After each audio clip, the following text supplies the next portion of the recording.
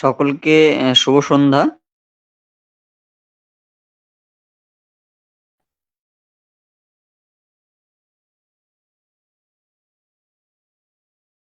করা হবে। তো আমি সোমনাথ দে স্যারকে বলবো যে আজকের ক্লাসটা শুরু করার জন্য। শুরু করো।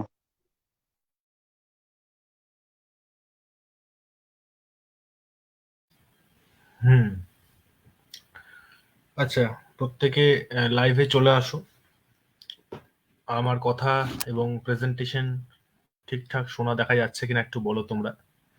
যে আমি আজকে পলিটিক্যাল সায়েন্স সাবজেক্ট কোড 10 যেটা আছে সেটা আমি শুরু করছি। প্রত্যেকে একবার তাড়াতাড়ি লাইভে চলে আসো।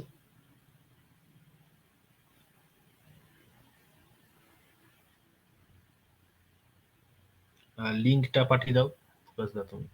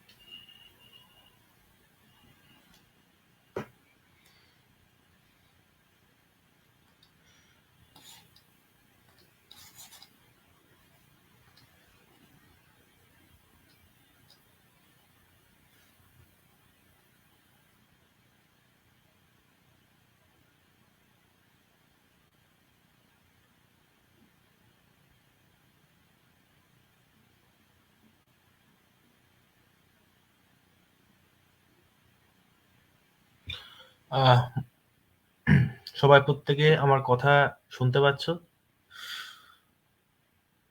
কালকে তোমাদের ওয়েস্ট বেঙ্গল সেট পরীক্ষা হলো। সেখানে যে প্রশ্ন এসেছিল তার এক্স সিরিজের কোশ্চেনটা আমি সলভ করছি। তোমাদের কাছে যদি এক্স সিরিজ থাকে তো খুবই ভালো, কিন্তু যদি তোমাদের ওয়াই সিরিজ হয় বা জেড সিরিজ হয় সেক্ষেত্রে তোমরা খাতায় অপশনগুলো লিখে নিতে পারো যেটা যেটা উত্তর হবে, এবং তোমাদের পরবর্তীতে ক্লাসের শেষে তোমরা কোশ্চেনের সাথে ম্যাচ আপ করে দেখতে পারো তোমাদের কটা ঠিক হচ্ছে। এবং ক্লাসের শেষেও তোমরা প্রত্যেকে জানাবে কমেন্টে যে তোমাদের কটা ঠিক হয়েছে, সেই অনুযায়ী আমি কাট অফটাও বলে দেবো। তাই প্রথম থেকে প্রত্যেকে হিসেব করবে। আচ্ছা, তো শুরু করছি। প্রত্যেকে উত্তর দেওয়ার চেষ্টা করবে, যে যেটা করেছো সবার প্রথমে উত্তর দেওয়ার চেষ্টা করবে।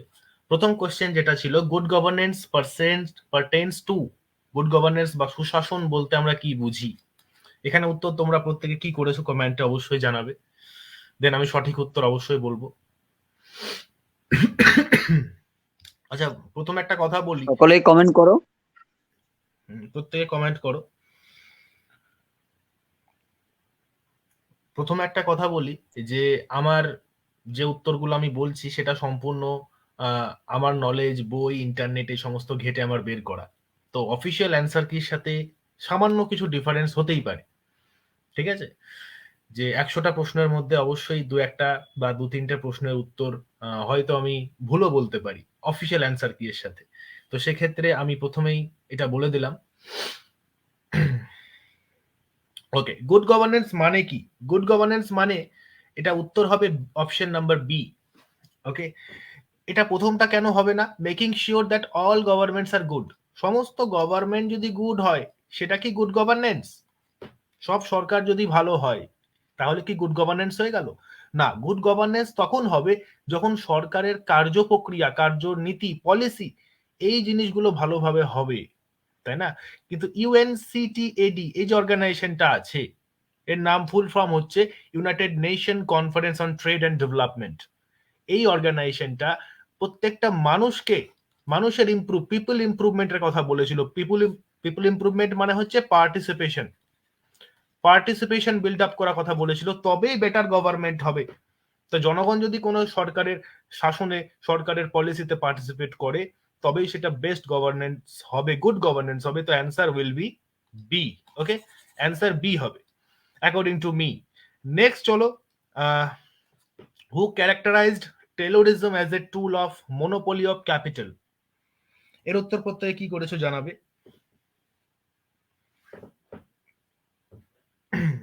এর উত্তর মনোপলি অফ ক্যাপিটাল, এর উত্তর তোমরা প্রত্যেকে কি করেছো বলবে। Answer will be Harriman. Okay, Harry Braverman, Harry Braverman হবে অ্যান্সার। হ্যারি ব্রেভারম্যানের একটা বই আছে, হ্যারি ব্রেভারম্যানের একটা বই আছে, this is a labour and monopoly, labour and monopoly capital. বইটার নামের মধ্যে দেখো মোনোপলি ক্যাপিটাল শব্দটা তুমি দেখতে পাবে হ্যারি ব্রেভারম্যানের। So answer is Harry Braverman, C উত্তর হবে। ওকে, নেক্সট দেখো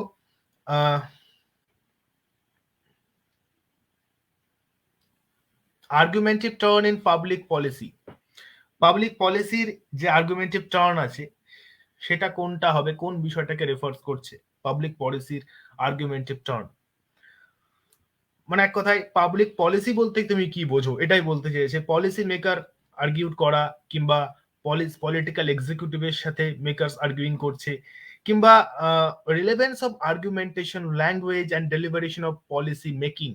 এই অপশনটা দেখো বাকি অপশনের থেকে একটু গুছিয়ে লেখা আছে, relevance of argumentation, language, deliberation, তাই না, যেগুলো অন্য অপশনের থেকে এটাকে সুপিরিয়র বানিয়েছে। So answer will be C. Okay, public policy answer হবে সি। নেক্সট চলো, new public administration. New public administration কোন বিষয়টাকে এমফাসিস করে, মানে এনপিএ। এটা তো খুব সহজ প্রশ্ন, প্রত্যেকে আশা করি পারবে, খুব সহজ প্রশ্ন। এটা হবে অপশন, এটা এটা তো হবে না, ঠিক আছে, মানে এ 1 3 4, 1 3 4 is basically option C. Okay, option C, relevance, value, equity and change, এই চারটের কথা বলেছিল এনপিএ, নিউ পাবলিক অ্যাডমিনিস্ট্রেশন। আর ডাইকোটমি তো হচ্ছে তোমার ক্লাসিক্যাল, ক্লাসিক্যাল যদি আমরা নিকোলাস হেনরির 5টা প্যারাডিজম পড়ে থাকি, 5টা পর্যায় পড়ে থাকি, তার মধ্যে প্রথম হচ্ছে ডাইকোটমি, রাজনীতি আর প্রশাসন আলাদা। এটার সাথে নিউ পাবলিক অ্যাডমিনিস্ট্রেশনের কোনো কানেকশন নেই। Okay, answer will be C. Next question আমরা চলে যাব, Washington consensus. Okay, Washington consensus এটা কিসের পার্ট নয়, ওয়াশিংটন কনসেনসাসের পার্ট কোনটা নয়। Okay, which of the following was not a part of the Washington consensus? Washington কনসেনসাসের পার্ট কোনটা নয়। তো ওয়াশিংটন কনসেনসাস কত সালে এসেছে, 1989 এ এসেছিল। এই শব্দটা টার্ম কে করেছিল এটাও লিখে নিতে পারো, আগামী পরীক্ষাতে এগুলো আসতে পারে। জন উইলিয়ামসন, জন উইলিয়ামসনের নাম তোমরা লিখে রাখতে পারো। আর এর উত্তর কোনটা হবে, ওয়াশিংটন কনসেনসাসের লো ফিসকাল ডেফিসিটের কথা অবশ্যই বলেছিল, এখানে নট বলেছে, এটা তো হবে না। আচ্ছা, ফিসকাল ডেফিসিট মানে কি অনেকে হয়তো নাও জানতে পারো। ফিসকাল ডেফিসিট বেসিক্যালি একটা ইকোনমিক্স এর ওয়ার্ড। এর মানে হচ্ছে ধরে নাও সরকার ধরে নাও 1,000 টাকা কামায়, আয় করছে, কিন্তু তার ব্যয় হয়ে যাচ্ছে 1,500 টাকা। তার মানে তার ফিসকাল ডেফিসিট হচ্ছে 500 টাকা, মানে উপরি বেশি, যেটা আয় হচ্ছে তার থেকেও ব্যয়ের হিসাব যদি বেশি হয়, সেই পার্টিকুলার টাকাটাকে ফিসকাল ডেফিসিট বলা হয়। ঠিক আছে, তো ফিসকাল ডেফিসিট এখানে লো, অবশ্যই ফিসকাল ডেফিসিট কমাতে হবে, নাহলে তো সরকার একদম ইনফ্লেশন হয়ে যাবে, তাই না, মুদ্রাস্ফীতি হয়ে যাবে। সো এটা অবশ্যই হবে, নট বলেছে। প্রাইভেটাইজেশনের কথা বলেছিল, ফ্রি ট্রেডের কথা বলেছিল, এগুলো সব নিউ লিবারাল পার্সপেক্টিভ। সালটা দেখো 1989, মানে নিউ লিবারালিজম আসছে, Washington consensus. So answer is basically D. Narrow ট্যাক্সের কথা বলেনি, অবশ্যই মডারেট ট্যাক্সের কথা বলেছিল। ওয়াশিংটন কনসেনসাস তোমরা যদি দেখো সেখানে মডারেট ট্যাক্সের কথা বলা আছে, কিন্তু ন্যারো ট্যাক্সের কথা বলেনি। আর এটাই হচ্ছে অপশন, উত্তর হবে অপশন নাম্বার ডি। ওকে, প্রত্যেক আশা করি ডি করেছো। নেক্সট দেখো 6 নম্বর প্রশ্ন, among the following has called Weber ideal type of bureaucracy is unsuitable for developing society? Unsuitable for developing society, এটা কোনটা হবে প্রত্যেকে বলবে।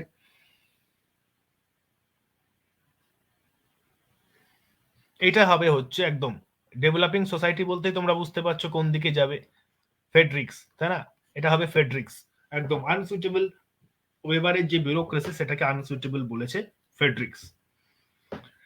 ওকে, নেক্সট 6 নম্বর হয়ে গেল। প্রত্যেকে যারা যারা দেখছো কমেন্ট করবে, প্রত্যেকে নিজের নিজের উত্তর আমাকে বলবে কতটা মিলছে। একদম। নেক্সট দেখো, এলিনিয়ার অস্ট্রম, একটা বাউন্সার প্রশ্ন চলে এসেছে তোমাদের সামনে। এলিনিয়ার অস্ট্রম তোমরা হয়তো নাম অনেকেই প্রথম শুনেছো। তো এই এলিনিয়ার অস্ট্রম কোন বিষয়টাকে প্রপাউন্ড করছে, কোন বিষয়টাকে? তো এখানে অ্যান্সার সেটা হবে, সেটা বলে দিচ্ছি। অ্যান্সার হবে সি, অপশন সি। ওকে, অ্যান্সার হবে সি। লোকাল কমিউনিটির কথা বলেছিল, যে লোকাল কমিউনিটি সমস্ত রকম রিসোর্সেসকে ম্যানেজ করতে পারবে, রেগুলেট করতে পারবে। এখানে না সেন্ট্রাল পাবলিক অথরিটি হবে, না মার্কেট ফোর্স হবে, না কোনো প্রাইভেট অর্গানাইজেশন বা এনজিও এমএনসি হবে। এখানে অ্যান্সার হবে লোকাল কমিউনিটি। লোকাল কমিউনিটির উপর ভিত্তি করে এলিনর অস্টমের পুরো থিওরি বেসড আছে। তো লোকাল কমিউনিটি কিন্তু যে কোনো রকম ন্যাচারাল রিসোর্সেসকে রেগুলেট করতে পারবে, ম্যানেজ করতে পারবে। So answer will be C. Okay, next চলে আসো 8 নাম্বার কোয়েশ্চেন। কোনটা অ্যাডভান্টেজ হবে ই গভর্নেন্স? ই গভর্নেন্স খুব সহজ প্রশ্ন চলে এসেছে। ই গভর্নেন্স, ই গভর্নেন্স তোমরা প্রত্যেকে পড়েছো, কম বেশি সবাই জানে। তো এখানে দেখো কোনটা উত্তর হবে। অবশ্যই অ্যাকাউন্টেবল বানায়, পিপল সাপোর্ট, পিপল পার্টিসিপেশনকে কখনোই মিনিমাইজ করে না, বরং ম্যাক্সিমাইজ করে, তাই না? ম্যাক্সিমাইজ করে পিপল পার্টিসিপেশন কি ই গভর্নেন্স। সো মিনিমাইজ তো হবেই না। তো 2 নাম্বারটাকে যদি তুমি বাদ দিয়ে দাও, এখানেও 2 আছে, বাদ 2 বাদ 2 বাদ, তো অ্যান্সার হয়ে যাবে ডি, 1 3 4। ওকে, ডি উত্তর হবে, 1 3 4 উত্তর হবে। লোয়ার ট্রানজাকশন কস্ট, অবশ্যই কস্টকে কমায় এবং তার সাথে ট্রাস্ট বিল্ড আপ করে গভর্নমেন্ট এবং সিটিজেন্স এর মধ্যে, নাগরিকতার মধ্যে, নাগরিকদের মধ্যে। তো answer will B D. Okay, next question আমরা চলে যাব। নিও লিবারাল পার্সপেক্টিভের ক্ষেত্রে কোনটা সঠিক হবে? নিউ লিবারাল পার্সপেক্টিভের ক্ষেত্রে নয়া উদারনীতিবাদ, আমি পড়িয়েছি তোমাদের। নয়া উদারনীতিবাদ মানে যেখানে রাষ্ট্রের পাওয়ার কম। নয়া উদারনীতিবাদ মানে কি? যেখানে রাষ্ট্রের পাওয়ার কম। এক কথায় আমরা নজিকের কথা বলতে পারি, নজিক, নিও লিবারাল থিঙ্কার। তো যেখানে রাষ্ট্রের পাওয়ার কম সেখানে নিশ্চয়ই ওয়েলফেয়ার অ্যাক্টিভিটি হবে না। যেখানে রাষ্ট্রের পাওয়ার কম সেখানে তো ওয়েলফেয়ার হবে না। ওয়েলফেয়ার তো সোশ্যালিস্টের একটা বৈশিষ্ট্য, সোশ্যালিজমের বৈশিষ্ট্য। তো এ তো হবেই না। এ হবে না মানে বুঝতে পারছো। বিটা আমরা দেখি, retreat from the social sector, অবশ্যই সামাজিক ক্ষেত্র থেকে রাষ্ট্রকে অপসারণ করা। তো রাষ্ট্রের পাওয়ার থাকবে না বলেই তো সামাজিক ক্ষেত্র থেকে রাষ্ট্রকে অপসারণ করা হচ্ছে। Answer is B. ওকে, তো কোনটা উত্তর হবে? বি উত্তর হবে, অ্যান্সার হবে বি, একদম অ্যান্সার হবে বি। তারপর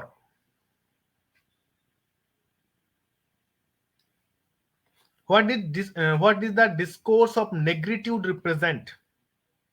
আচ্ছা, নেগ্রিটিউড মানে আগে তোমাকে জানতে হবে। এখানে তো বাংলাতে নেগ্রিটিউড শব্দটা দিয়ে দিয়েছে। নেগ্রিটিউড মানে কি কেউ বলতে পারবে? নেগ্রিটিউড মানে হচ্ছে একরকম, বাংলায় যদি আমি বলি, অবহেলা করা, কোনো কিছুকে অবহেলা করা। ওকে, কোনো কিছুকে অবহেলা করা মানে হাই লেভেলে অবহেলা করা একরকম। আর নেগ্রিটিউড শব্দটা কার সাথে যায় জানো? এক কথায় black people of Africa, black people of আফ্রিকার ক্ষেত্রে আমরা নেগ্রিটিউড শব্দটা ইউজ করে থাকি, যারা কালো মানুষ হয়, যাদের রংকে নিয়ে অনেকে অবহেলা করে। ঠিক আছে, তো বুঝতেই পারছো অ্যান্সারটা কোন দিকে যাচ্ছে। This is a racial exploitation. এই শব্দটার সাথে রেশিয়াল এক্সপ্লয়টেশন শব্দটার কিন্তু মিল আছে। ব্ল্যাক পিপল যারা হয়, আফ্রিকার কালো মানুষ হয়, তাদেরকে অবহেলা করা হয়। So answer is C, not cultural imperialism হবে না, কলোনিয়ালিজম হবে না, ডিকলোনাইজেশন হবে না। এখানে নেগ্রিটিউড বলতে রেশিয়াল এক্সপ্লয়টেশনকে বোঝাচ্ছে। তোমরা ডিকশনারি সার্চ করে দেখতে পারো, এই জিনিসটা তোমরা দেখতে পাবে। ওকে, নেক্সট চলে আসছে আমরা 11 নম্বর। এটা তো খুব সহজ প্রশ্ন দিয়ে দিয়েছে, এটা খুব সহজ প্রশ্ন দিয়ে দিয়েছে যে কোনটা অ্যালমন্ডের সিকুয়েশনাল অর্ডারের মধ্যে পড়ে। মানে সিকোয়েন্সাল ভাবে সাজাতে বলছে। প্রথমে ইনস্টিটিউশনাল হবে, এক হবে প্রথমে, মানে আমরা উত্তর পেয়ে গেলাম বি। তারপরে হবে অ্যাসোসিয়েশনাল, এটা হবে 1 নাম্বার, এটা হবে 2 নাম্বার, তারপরে অ্যানোমিক আসবে 3 নাম্বারে, আর লাস্ট হবে নন অ্যাসোসিয়েশনাল, দিস ইজ দ্য 4, তাই না? তো অ্যান্সার ইজ বি, অ্যান্সার হবে, উত্তর হবে বি। দেখে নাও প্রত্যেকে, 1 3 4 2, institutional, associational, anomic and non associational. Okay, next আমরা দেখব 12 নম্বর কোয়েশ্চেন। 12 নম্বর কোয়েশ্চেন আমরা দেখব, Michael Michels iron law of oligarchy. Iron law of oligarchy যেটা আছে সেই ক্ষেত্রে কোনটা উত্তর হবে? আয়রন ল অফ অলিগার্কি কোন পার্টিকুলার পার্টির ক্ষেত্রকে রিপ্রেজেন্ট করে? তোমরা যদি রবার্ট মিচেলের জন্মস্থান দেখো, দেখবে সেটা হচ্ছে জার্মানি, সেটা হচ্ছে জার্মানি, তাই না? তো জার্মান সোশ্যাল ডেমোক্রেটিক পার্টি যেটা আছে সেটাই হচ্ছে iron law of oligarchy. USA কখনোই হবে না, অনেকে ইউএসএ করে এসছে আমাকে বলছিল, ইউএসএ হবে না। ইউএসএ কার ক্ষেত্রে হতো? ইউএসএ হচ্ছে তোমার C Wright Mills, C Wright Mills এর ক্ষেত্রে আমরা ইউএসএ স্টাডি করেছিলেন তিনি। রবার্ট মিচেল যে আয়রন ল অফ অলিগার্কির কথা বলেছিল, যে একটা গোষ্ঠীতন্ত্র উঠে আসে যে কোনো রকম ব্যবস্থা থেকে, সিস্টেম থেকে, this is the part of German social democratic party. Okay, now 13 নম্বর প্রশ্ন দেখো, জেনারেল সিস্টেম থিওরি। সিস্টেম থিওরিতে আমরা পড়েছি, সিস্টেম থিওরি আমরা পড়েছি ডেভিড, কিন্তু জেনারেল সিস্টেম থিওরি প্রথম কে নিয়ে এসেছিল? Answer will be Ludwig von Bertalanffy. একদম এটাই হবে। ইনি একজন বায়োলজিস্ট ছিলেন, ইনি একজন কি ছিলেন? বায়োলজিস্ট। বায়োলজিস্ট এই ক্ষেত্রে তিনি জেনারেল সিস্টেম থিওরি নিয়েছিলেন বায়োলজির ক্ষেত্রে, যে মানুষের যে শারীরিক যে বৈশিষ্ট্য আছে সেখানে আমরা ইনপুট আউটপুটের যে গল্প সেটা আমরা দেখতে পাই, তাই না? আমরা খাবার খাচ্ছি এবং খাবারকে বহিষ্করণও করছি। তো এই ইনপুট আউটপুটের সিস্টেমটা পরবর্তীকালে ডেভিড সিস্টেম থিওরিতে কাজে লাগায়। সবার প্রথম লুইড ভন বাটারফ্লাই নিয়ে এসেছিল। ওকে, নেক্সট আমরা দেখব 14 নম্বর প্রশ্ন, খুবই সহজ আছে। প্রিন্ট ক্যাপিটালিজম, প্রিন্ট ক্যাপিটালিজম কে নিয়ে এসেছিল? Print capitalism, very important question. This is Benedict Anderson. Benedict অ্যান্ডারসনের একটা কনসেপ্ট আছে, কেউ বলতে পারবে? তার পরিপ্রেক্ষিতেই প্রিন্ট ক্যাপিটালিজম এসছে। This is a imagine community, this is a imagine community, মানে আমরা যে পৃথিবীতে বসবাস করি, আমরা যে কমিউনিটিতে থাকি, তার পুরোটা আমাদের দেখা হয়নি, কিন্তু তবু আমরা সেই কমিউনিটিকে ইমাজিন করি, তাই না? আমরা কি সব জায়গায় গিয়েছি, সব জায়গায় মানুষজন দেখেছি? না, বাট আমরা পুরোটাকে ইমাজিন করি কিসের দ্বারা? না, প্রিন্ট ক্যাপিটালিজমের দ্বারা। প্রিন্ট ক্যাপিটালিজম বলতে কাকে বোঝাচ্ছে বলতো? বেসিক্যালি মিডিয়াকে বোঝাচ্ছে। যত রকম মিডিয়া, টিভি, মোবাইল, ইন্টারনেট, খবরের কাগজ, হ্যানা ত্যানা, বই টই সবকিছুই include in the print capitalism. Okay, this is a concept by Benedict Anderson. Next 15 number প্রশ্ন চলে আসো। Which of the following is not considered as a dimension of political culture? কোনটা political কালচারের ডাইমেনশনের ক্ষেত্রে হবে না? নট বলেছে। তোমাদের মনে আসতে পারে যে স্যার কালচারের সাথে তো বিহেভিয়ার শব্দটা আমাদের লিংক লাগছে, বাট ইউ আর রং। কালচারের সাথে অবশ্যই বিহেভিয়ারের কানেকশন আছে, বিহেভিয়ার, মোরালিটি, এথিক্স, এগুলো কালচারের সাথে যায়, কিন্তু এখানে পলিটিক্যাল কালচার বলতে এটা নয়। পলিটিক্যাল কালচারের ডাইমেনশনের কথা বলেছে, পলিটিক্যাল কালচারের ডাইমেনশনের কথা বলেছে। ওকে, পলিটিক্যাল কালচারের ডাইমেনশন তুমি যদি অ্যালমন্ডের ডাইমেনশন দেখো, সেখানে তুমি 3টে ডাইমেনশন পাবে, অ্যালমন্ড বলে দিয়েছিল, যাকে আমরা CAE বলে জানতাম, অর্থাৎ cognitive dimension, affective dimension and evaluative dimension. Okay, cognitive, affective, evaluative. Then answer, একদম অদ্ভুত একটা অ্যান্সার তোমাদের মনে হতে পারে, উত্তর সত্যি বিহেভিয়ারাল হবে। ওকে, উত্তর হবে behavioural. Cognitive dimension, affective dimension, evaluative dimension, তিনটেই পলিটিক্যাল কালচারের পার্ট, তিনটেই পলিটিক্যাল মানে ডাইমেনশন হিসেবে আমরা রিপ্রেজেন্ট করি। অ্যান্সার ইজ বি, বিহেভিয়ারাল হবে। ওকে, নেক্সট চলে আসো। The first political philosopher to have proposed a classification of constitution, কে প্রথম ক্লাসিফিকেশন অফ কনস্টিটিউশন নিয়ে এসেছিল? এই প্রশ্নটা নিয়ে আমার ডাউট আছে, তবে সঠিক উত্তর কি আমি বলছি, আগে তোমরা বলো কি করেছো তোমরা প্রত্যেকে। অবশ্যই এখানে সঠিক উত্তর বলতে গেলে ওয়াল্টার ব্রেজটই হবে। ওয়াল্টার ব্রেজট, যিনি 1865 সালে 1865 সালে প্রথম ক্লাসিফিকেশন অফ গভর্নমেন্ট নিয়ে এসছে, আই নো, বাট এখানে একটা আমার প্রশ্ন আছে, যে প্রথম সংবিধানের শ্রেণীবিভাগ, আবার দার্শনিক বলছে, আবার অপশনে নান অফ দ্য অ্যাবভ আছে, তাহলে গন্ধটা অন্যদিকে যাচ্ছে না? হ্যাঁ, ভেরি গুড, অ্যারিস্টটলের দিকে গন্ধটা আমার যাচ্ছে। প্রথম যে ক্লাসিফিকেশন অফ গভর্নমেন্ট অ্যারিস্টটলই করেছিল, এখানে নান অফ দ্য অ্যাবভ দিয়েছে কেন? তাহলে নান অফ দ্য অ্যাবভ যদি না থাকতো তাহলে আমি অন্য অপশনে যেতাম, ওয়াল্টার ব্রেজটে চলে যেতাম, কিন্তু নান অফ দ্য অ্যাবভ আছে মানে আমার প্রশ্ন জাগছে যে এটা অ্যারিস্টটলও হতে পারে। নাও এখন আমি ডাউটফুল জায়গায় আছি, হতে পারে এটা ওয়াল্টার ব্রেজটই হবে, হতে পারে এটা নান অফ দ্য অ্যাবভ হবে। ঠিক আছে, তবে accurate answer none of the অ্যাবভই হওয়ার কথা, কারণ দার্শনিক বলছে, দার্শনিক তো ওয়াল্টার বেজট সেভাবে নয় যতটা অ্যারিস্টটল, তাই না? তো আমরা অ্যারিস্টটলকে কিন্তু ভাবতে পারি এখানে। তো যারা নান অফ দ্য অ্যাবভ করেছো আমি বলবো অনেকটা সেফ জায়গায় আছো, বাট ওয়াল্টার বেজটও হতে পারে, এখন আমি সঠিক বলতে পারছি না, this doubtful question. Okay, next চলো, কোনটা সেটেলার কলোনি নয়? কোনটা সেটেলার কলোনি নয়? সেটেলার কলোনি মানে কলোনিয়ালিজমের পার্ট হচ্ছে সেটেলার কলোনিয়ালিজম, তোমরা পড়েছো, যেখানে একটা গোষ্ঠী এসে পুরোপুরি একটা রাষ্ট্রে কি হয়, সেটেল হয়ে যায়, পুরোপুরি সেটেল হয়ে যায়। যেমন আমাদের ইন্ডিয়াতে পুরোপুরি সেটেল হয়েছিল কি না, আমাদের ইন্ডিয়া ব্রিটিশরা এসে সবকিছু নিয়ে চলে গেছিল, সেটা আলাদা, সেটা এক্সপ্লয়টেটিভ কলোনিয়ালিজম। বাট পুরোপুরি যদি সেটেল হয়ে যেত সেটাকে সেটেলার কলোনিয়ালিজম বলা হয়। This is answer will B Ghana. Okay, Ghana হচ্ছে সেটেলার কলোনি নয়। বাদ বাকি আলজেরিয়া বলো, সাউথ আফ্রিকা, জিম্বাবুয়ে সব কিন্তু সেটেলার কলোনির মধ্যে পড়ে। ওকে, ঘানা উত্তর হবে, 17 এ হবে। ওকে, নেক্সট চলো, পোস্ট ডেভেলপমেন্ট। পোস্ট ডেভেলপমেন্টের ক্ষেত্রে কোনটা কারেক্ট হবে? 18 নম্বর প্রশ্ন, পোস্ট ডেভেলপমেন্টের ক্ষেত্রে কি বলেছে? পোস্ট ডেভেলপমেন্ট মানে উত্তর আধুনিকতাবাদ একরকম, তাই না? তো সেটা অবশ্যই মডার্নিজমকে ক্রিটিক করে, ঠিক আছে, কোনো অসুবিধা নেই। মডার্নিজমকে ক্রিটিক করে মানে কি, ইন্টেলেকচুয়াল যে ল্যান্ডস্কেপ রুইন এগুলোর উপর হাইলাইটস করছে ডেভেলপ। আচ্ছা, বাংলাটা একবার পড়ে নিই আমরা, বৌদ্ধিক দৃশ্যপটে উন্নয়নের ভগ্নাবশেষের মতো দাঁড়িয়ে, যাই হোক বাংলা আরো কঠিন, ইংরেজিতেই চলে আসো। তো এটা হাইলাইটস করছে ডেভেলপমেন্ট স্ট্যান্ডকে লাইক রুইন ইন্টেলেকচুয়াল ল্যান্ডস্কেপ, একদম ঠিক আছে, এটা ঠিক আছে। কারেন্ট থিওরি ডেভেলপ করছে, প্রোগ্রাম অ্যাকশন ডেভেলপ করছে, ঠিক আছে। কিন্তু এখানে অপশনটা দেখো, ইগনোর গ্রাসরুট মুভমেন্ট, মানে তৃণমূল স্তরের যে মুভমেন্ট গুলো হয় সেগুলোকে ইগনোর করছে, তৃণমূল স্তরের মুভমেন্টকে ইগনোর করছে, তা তো নয়। পোস্ট ডেভেলপমেন্ট মানে ওই মুভমেন্ট গুলোকে আরো সাপোর্ট করছে যারা নিচ থেকে উঠে আসছে।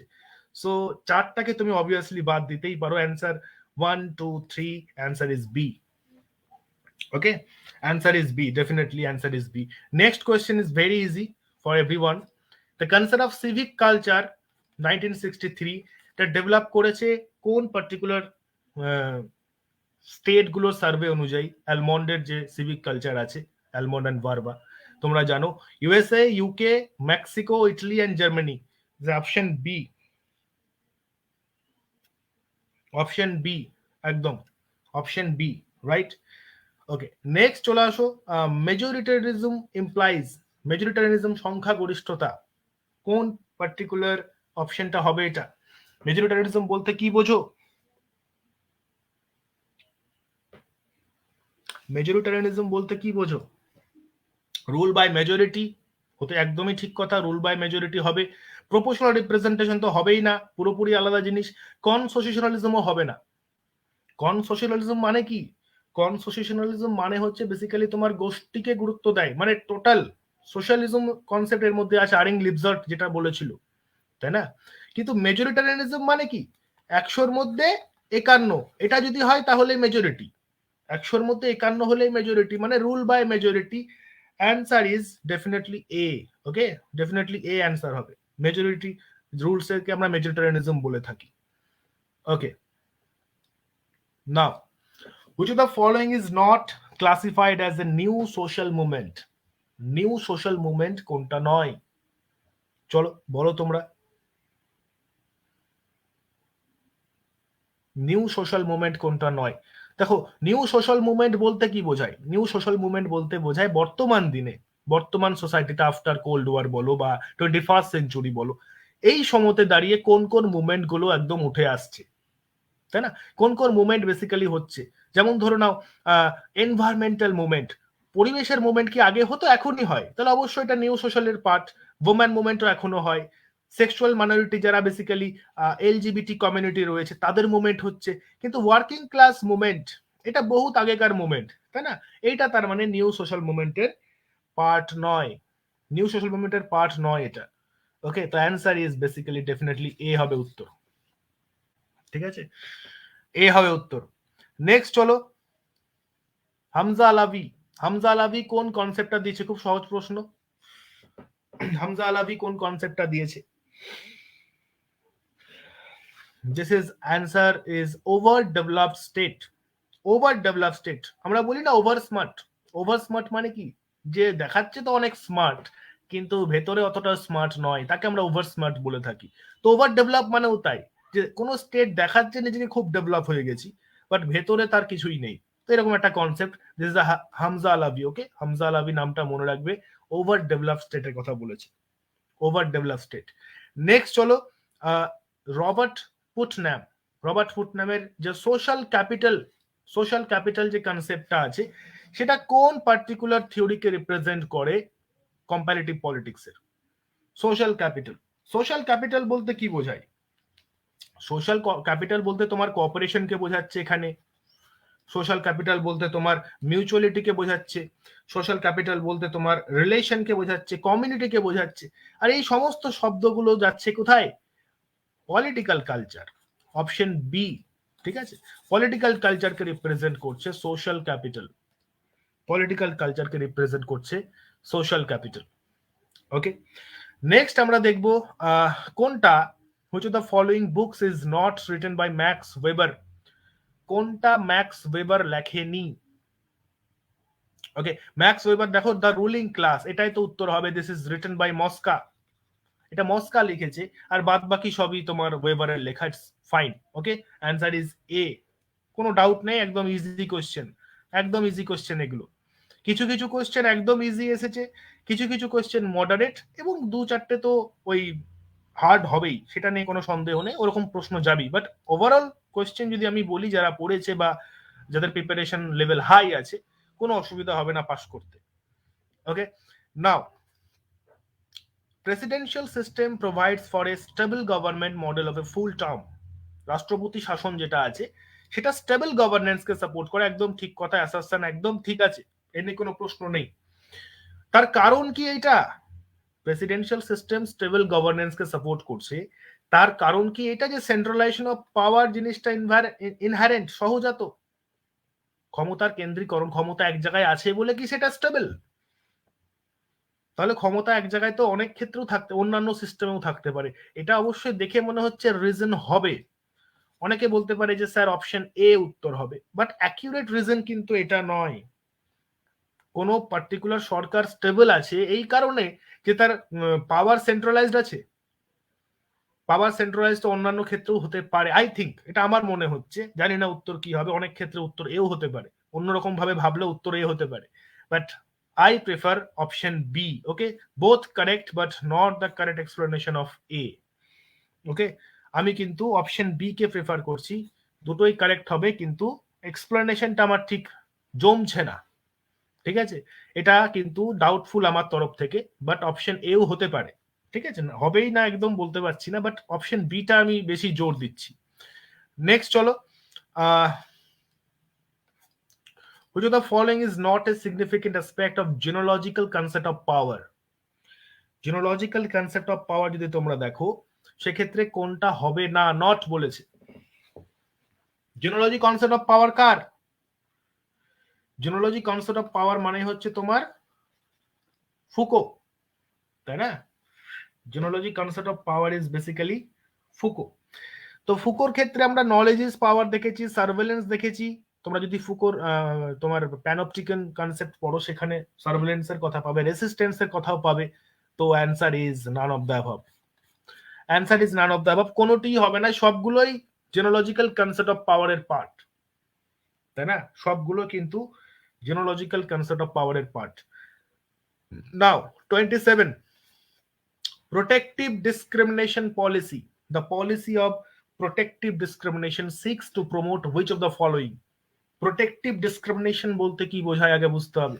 মানে ডিসক্রিমিনেশন হতে পারে, ডিসক্রিমিনেশন অবশ্যই জাস্টিফাইড হতে পারে যদি সেটা প্রোটেক্টিভ হয়, যদি সেটা বেটার হয়, কারোর জন্য ভালো হয়।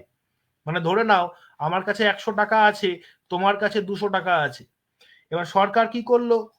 সরকার তোমাকে দিল 50, আমাকে দিল 150। কেন করলো? যাতে তোমারও 250 হয়, আমারও 250 হয়, তবে তো দুজনাই সমান হলাম। দেখো এখানে কিন্তু তোমার সাথে ডিসক্রিমিনেট করলো, তোমাকে 50 দিল, আমাকে 150 দিল, আমাকে বেশি দিল, তাই না? তোমার সাথে ডিসক্রিমিনেট হলো, কিন্তু কেন হলো? যাতে আমাদের সাম্যটা বজায় থাকে, যাতে আমাদের সাবস্টেন্টিভ ইকুয়ালিটি বজায় থাকে। সাবস্টেন্টিভ ইকুয়ালিটি মিনস, দেখো বাংলায় লেখা আছে প্রকৃত সাম্য, তাহলে প্রোটেক্টিভ ডিসক্রিমিনেশন হতে পারে যদি সেটা সাবস্টেন্টিভ ইকুয়ালিটি হয়। তো answer is definitely option B. Okay, answer is option B. Discrimination হতে পারে যদি সেটা সাবস্টেন্টিভ হয়, যেমন ধরে নাও তোমাদের দেখবে এসসি এসটি ওবিসি এই সমস্ত ক্যাটাগরি যারা রয়েছে, ইডব্লিউএস ক্যাটাগরি যারা রয়েছে, তাদের একটা রিজার্ভেশন থাকে।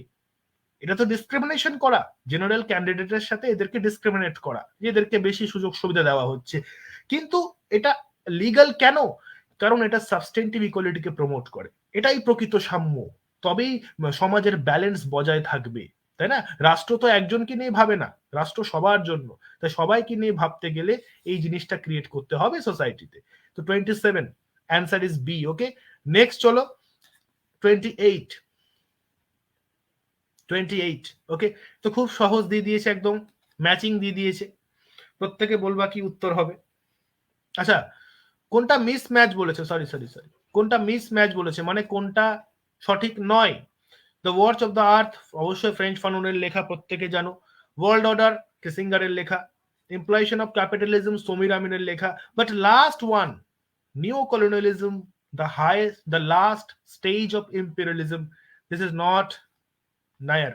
এটা কার লেখা বলো তো? এটা হচ্ছে তোমার বেসিক্যালি ঘানার যে প্রেসিডেন্ট ছিল, you know, this a K W A M E, Kwame Nkrumah, N K R U M A H, Kwame নিকুমার বই এটা, বেসিক্যালি ঘানার যে প্রেসিডেন্ট ছিল। ঠিক আছে, এটা হচ্ছে neo colonialism the last stage of imperialism. আর যদি বলতো highest stage of capitalism, neo imperialism বলে, highest stage of imperialism the highest stage of capitalism, সেক্ষেত্রে কি বই হতো, কার বই হতো, তোমরা আমাকে জানাবে। নেক্সট চলো 29।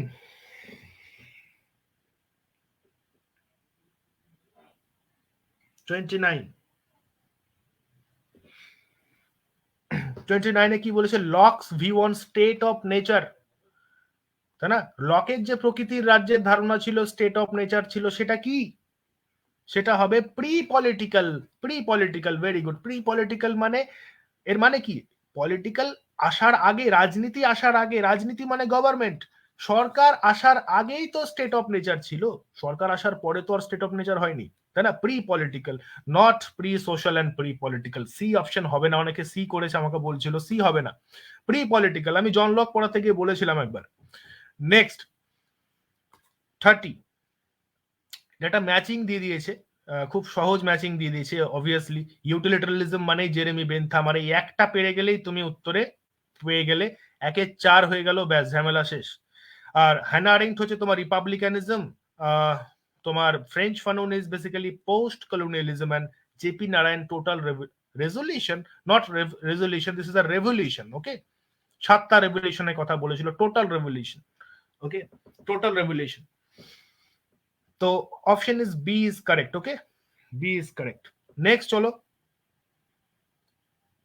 কোনটা ট্রু নয়, কোনটা ট্রু নয়, এই কোশ্চেনটার উত্তর কি হবে? Lenin called for abolition of state, Lenin রাষ্ট্রের অবসানের কথা বলেছে, এটা কি সত্যি না মিথ্যা? Ecologism and environmentalism are not the same, একদমই তাই। ইকোলজি আলাদা, এনভায়রনমেন্টালিজম আলাদা, দুটো অবশ্যই এনভায়রনমেন্টকে নিয়ে, বাট কনসেপচুয়াল আন্ডারস্ট্যান্ডিং এ, বেসগত দিক থেকে দুটো আলাদা। প্লুরালিজম কলস for concentration of sovereign power on the state, ব্যাস এখানে তো আমাদের গায়ের লোম খাড়া হয়ে যাওয়া উচিত। যে প্লুরালিজম কখনো কেন্দ্রীকরণের কথা বলে, সেন্ট্রালিজমের কথা বলে? প্লুরালিজম মানে কি? প্লুরালিজম মানে রবার্ট ড্যাল, আর রবার্ট ড্যাল মানে কি? Association of association. মানে কি? একজনের হাতে পাওয়ার থাকবে না, অ্যাসোসিয়েশন অফ অ্যাসোসিয়েশন, তাই না? অনেকের, অনেকটা, যত দপ্তর থাকবে প্রত্যেকের হাতে পাওয়ার থাকবে, ক্ষমতার সেপারেশন অফ পাওয়ারের কথা বলে, ডিভিশন অফ পাওয়ারের কথা বলে, not the centralization of power. So answer is definitely C, তুমি বলতে পারো সি, অবশ্যই সি হবে। ওকে, নেক্সট চলো, জেনোলজি অফ পাওয়ার মানে সেই একই কোশ্চেন, ফুকোর কোশ্চেন, অপশন বুঝেই যাচ্ছ কি হবে, একটু আগেই বললাম। যদি জেনোলজি অফ পাওয়ার ফুকো তুমি নাও মনে রাখো, নলেজ এজ পাওয়ার তো মনে আছে, তাই না? এখানে দেখো প্রোডাকশন অফ নলেজ কথাটাও তুমি পেয়ে যাচ্ছ। মানে নলেজ, যার নলেজ আছে যেই জায়গাতে সেই পাওয়ারফুল অ্যাকর্ডিং টু ফুকো। তো this is answer is Michael Foucault. Okay, প্রত্যেকে উত্তর দেবে, প্রত্যেকে উত্তর দেবে। তারপরে আমরা দেখব 33 নম্বর প্রশ্ন, যে কে right to rebellion, rebellion means revolt, তাই না? কে বেসিক্যালি আন্দোলনের কথা বলেছে, রিভল্টের কথা বলেছে? তো বুঝতেই পারছো রিভল্টের কথা তো একজনাই বলবে, তাই না? John Locke. John Locke, John Locke basically রিভল্টের কথা বলেছে। হবস কিন্তু রিভল্টের কথা বলেনি। হবস বলেছিল অ্যাবসলিউট গভর্নমেন্ট। তবে হ্যাঁ, যদি সেলফ প্রিজার্ভেশন না হয় সেই ক্ষেত্রে আমরা সরকারকে সরাতে পারি, এটাও হবস বলেছিল। বাট সব থেকে ইম্পর্টেন্ট এখানে হবসের কনসেপ্ট মানে অপশনেই নেই, এবং right to rebellion is John Locke. Okay, next, who among the following is not a significant theorist of nationalism? ন্যাশনালিজমের ক্ষেত্রে কোনটা সিগনিফিকেন্ট, কোনটা গুরুত্বপূর্ণ নয়? তোমরা যদি কম্পারেটিভ পলিটিক্সের ন্যাশনালিজম পড়ে থাকো সেক্ষেত্রে ডেফিনেটলি তুমি এটা বুঝতে পারবে কোনটা হবে না। ন্যাশনালিজম তো গেলনার, অ্যাডাম স্মিথ, অ্যান্থনি স্মিথ এবং হবস বাউন্ড তিনজনাই। রবার্ট ডাল is not the thinker of nationalism, this is a pluralism. Robert ডাল হচ্ছে প্লুরালিজমের থিঙ্কার, তাই না? এদের প্রত্যেকের গ্রন্থের নামগুলো তোমরা যদি একটু জানো তাহলে তোমরা বুঝতে পারবে। যেমন আর্নেস্ট গেলনারের একটা বই আছে, আর্নেস্ট গেলনারের একটা বই আছে, কি বলতো, nation and nationalism. Nation and nationalism বলে একটা বই আছে। অ্যান্থনি ডি স্মিথ এরও একটা বই আছে, nationalism and modernity, nationalism and modernity. তো দেখো অ্যান্থনি স্মিথ, গেলনার, হবস বাউন্ডের বইয়ের নাম হচ্ছে ইনভেনশন অফ ট্র্যাডিশন। লিখে রাখতে পারো যদি তোমার মনে হয় লেখা উচিত আগামী পরীক্ষার জন্য, লিখে রাখতে পারো, the invention of tradition is Hobsbawm. Okay, তো রবার্ট ডাল ইজ দ্য অ্যান্সার, 34A। ওকে, 34 হচ্ছে এ হবে। Next, critique of the Gotha programme কে লিখেছে? তো খুব সহজ প্রশ্ন, সবাই জানো তোমরা, Karl Marx. Critique of Gotha programme is basically Karl Marx. Next, who advocate a junctions of Vedanta brain of Islam body? কি বলছে? ব্রেন যেটা হবে, তোমার বুদ্ধি যেটা হবে সেটা বেদান্ত, মানে এক কথায় হিন্দু শাস্ত্র মতে, এবং তোমার ফিগার হবে, তোমার বডি হবে ইসলাম, মানে কঠোর শক্ত, এরকম একটা কনসেপ্ট দিয়েছিল। তোমরা যদি দেখে থাকো দিস বেদান্ত শব্দটা থেকে তুমি রিলেট করতে পারবে, দিস ইজ আ স্বামী বিবেকানন্দ। ওকে, স্বামী বিবেকানন্দের কনসেপ্ট বুঝতে পারছো, এটা বেদান্ত থেকে তোমরা আসতে পারবে, স্বামী বিবেকানন্দ। নেক্সট হচ্ছে, অ্যাকচুয়ালি স্বামী বিবেকানন্দ চেয়েছিল হিন্দু মুসলিমকে একত্রিত করতে, যার জন্য এরকম কথা বলেছিল। ওকে, নেক্সট আমরা চলে আসবো, what type of person is described by Agganna Sutta is paragon of virtue? কোন ভার্চুটাকে বেসিক্যালি প্যারাগন বলা হচ্ছে, মানে এক কথায় সৎ গুণের আধার। প্যারাগন মিন্স সৎ গুণ, যেটা তোমার বেসিক্যালি যারা মঙ্ক হয়, যারা সাধু হয়, যারা ঋষি হয় তাদের থাকে। This is আরহাত, আরহাত। ওকে, আরহাত হচ্ছে এরকম ভার্চু যেটা তোমার বলা হয়েছে আর কি, সাধু ঋষিদের গুণের বৈশিষ্ট্য আর কি, arhat, option B. Okay, 37 is basically B, arhat. Next, 38. Okay, প্রত্যেকে বুঝতে পারছো তো? যদি কারো কোনো প্রশ্ন থাকে অবশ্যই লাস্টে করবে আমাকে মেসেজের মাধ্যমে। প্রত্যেকে আশা করি বুঝতে পারছো। ওকে, নেক্সট হচ্ছে কি দেখো, which one of the following is not written by C Aurobindo? অরবিন্দর কোনটা লেখা নয়? খুব সহজ প্রশ্ন, লাইফ ডিভাইন অরবিন্দের লেখা, এসে অন দ্য গীতা অরবিন্দের লেখা, আইডিয়ালস অফ হিউম্যান ইউনিটি অরবিন্দের লেখা। তো অ্যান্সার ইজ ডেফিনেটলি সি, এটা কিন্তু অরবিন্দের লেখা নয়, অ্যান্সার হবে C. Okay, yoga concepts and practice, এটা কিন্তু অরবিন্দের লেখা নয়। আচ্ছা, নেক্সট চলে আসছে হবে, keep the odd one out, কোনটা ওড? ওড মিন্স কোনটা আলাদা, একে অপরের থেকে আলাদা হবে। এখানে তোমরা একটা জিনিস অনেকে ভেবেছে, যেটা আমাকে অনেকে বলছিল যে স্যার সাভারকার, উপাধ্যায়, লোহিয়া, এই তিনটে তো আমাদের সিলেবাসে আছে, তিনটের সাথে একটা লিঙ্ক পেয়েছি আমরা, তাই আমরা ওড এম এস গোয়ালকারকে করে দিয়েছি। না বাবা, এম এস গোয়ালকার ওড হবে না। কেন? এখানে তোমাকে বেসিক্যালি আরএসএস যে হিন্দুবাদী যে দলটা ছিল, যে হিন্দু সাপোর্টার ছিল, সেই পার্টিকুলার ওরিয়েন্টেশনে তুমি যদি দেখো, একটা পার্টিকুলার ওরিয়েন্টেশন লাগবে তো, কোনটা সিলেবাসে আছে কোনটা সিলেবাসে নেই সেটা ভাবলে হবে না। যেমন সাভারকার হিন্দুবাদী, উপাধ্যায় হিন্দুবাদী, এতটাই হিন্দুবাদী যে সেই ইন্টেগ্রাল হিউম্যানিজমের ধারণা এখন বিজেপি চালাচ্ছে। গোয়ালকার হচ্ছে বেসিক্যালি আরএসএস এর লোক, তাই না? তো টোটাল তিনটেই কিন্তু same, answer is Lohia, because Lohia is a socialist, Lohia is a socialist thinker no. তো অ্যান্সার ইজ ডি, ওড হচ্ছে basically Lohia. Okay, next, the phase Vasudhaiva Kutumbakam. Vasudhaiva Kutumbakam recent যে G20 সামিট হলো আমাদের ইন্ডিয়াতে, নরেন্দ্র মোদীর চেয়ারম্যানশিপে হলো G20 সামিট, রিসেন্ট যেটা 2023-এ যেটা হলো, এটার মেন থিমই ছিল হচ্ছে বাসুদেব কুটুম্বাকম, বাসুদেব কুটুম্বাকম। তো এটা কোন পার্টিকুলার উপনিষদ থেকে নেওয়া হয়েছে বাসুদেব কুটুম্বাকম? কি করেছো তোমরা পরীক্ষার হলে? এটা হবে মহা উপনিষদ, মহা উপনিষদ। ওকে, বাসুদেব কুটুম্বাকম ইজ বেসিক্যালি মহা উপনিষদ। বাসুদেব কুটুম্বাকম মানে কি এটাও তোমরা লিখে রাখতে পারো। এর মানে ইংরেজিতে যদি আমরা লিখি, the world is our one family, the world is one family. Okay, the world is one family. This is a Vasudev Kutumbakam is Maha Upanishad. Okay, next আমরা যদি দেখি মেরি wollstonecraft, মেরি wollstonecraft কোন particular advocate, কোন particular ফেমিনিজমের সাথে? খুব easy question, আমি free ক্লাসও এটা বলেছিলাম। This are liberal feminist, this are Mary wollstonecraft, তাই না? ফার্স্ট ওয়েভ যেটা আর কি, এটা ফার্স্ট ওয়েভের মধ্যে পড়ে ফেমিনিজমের, Mary wollstonecraft liberal feminist.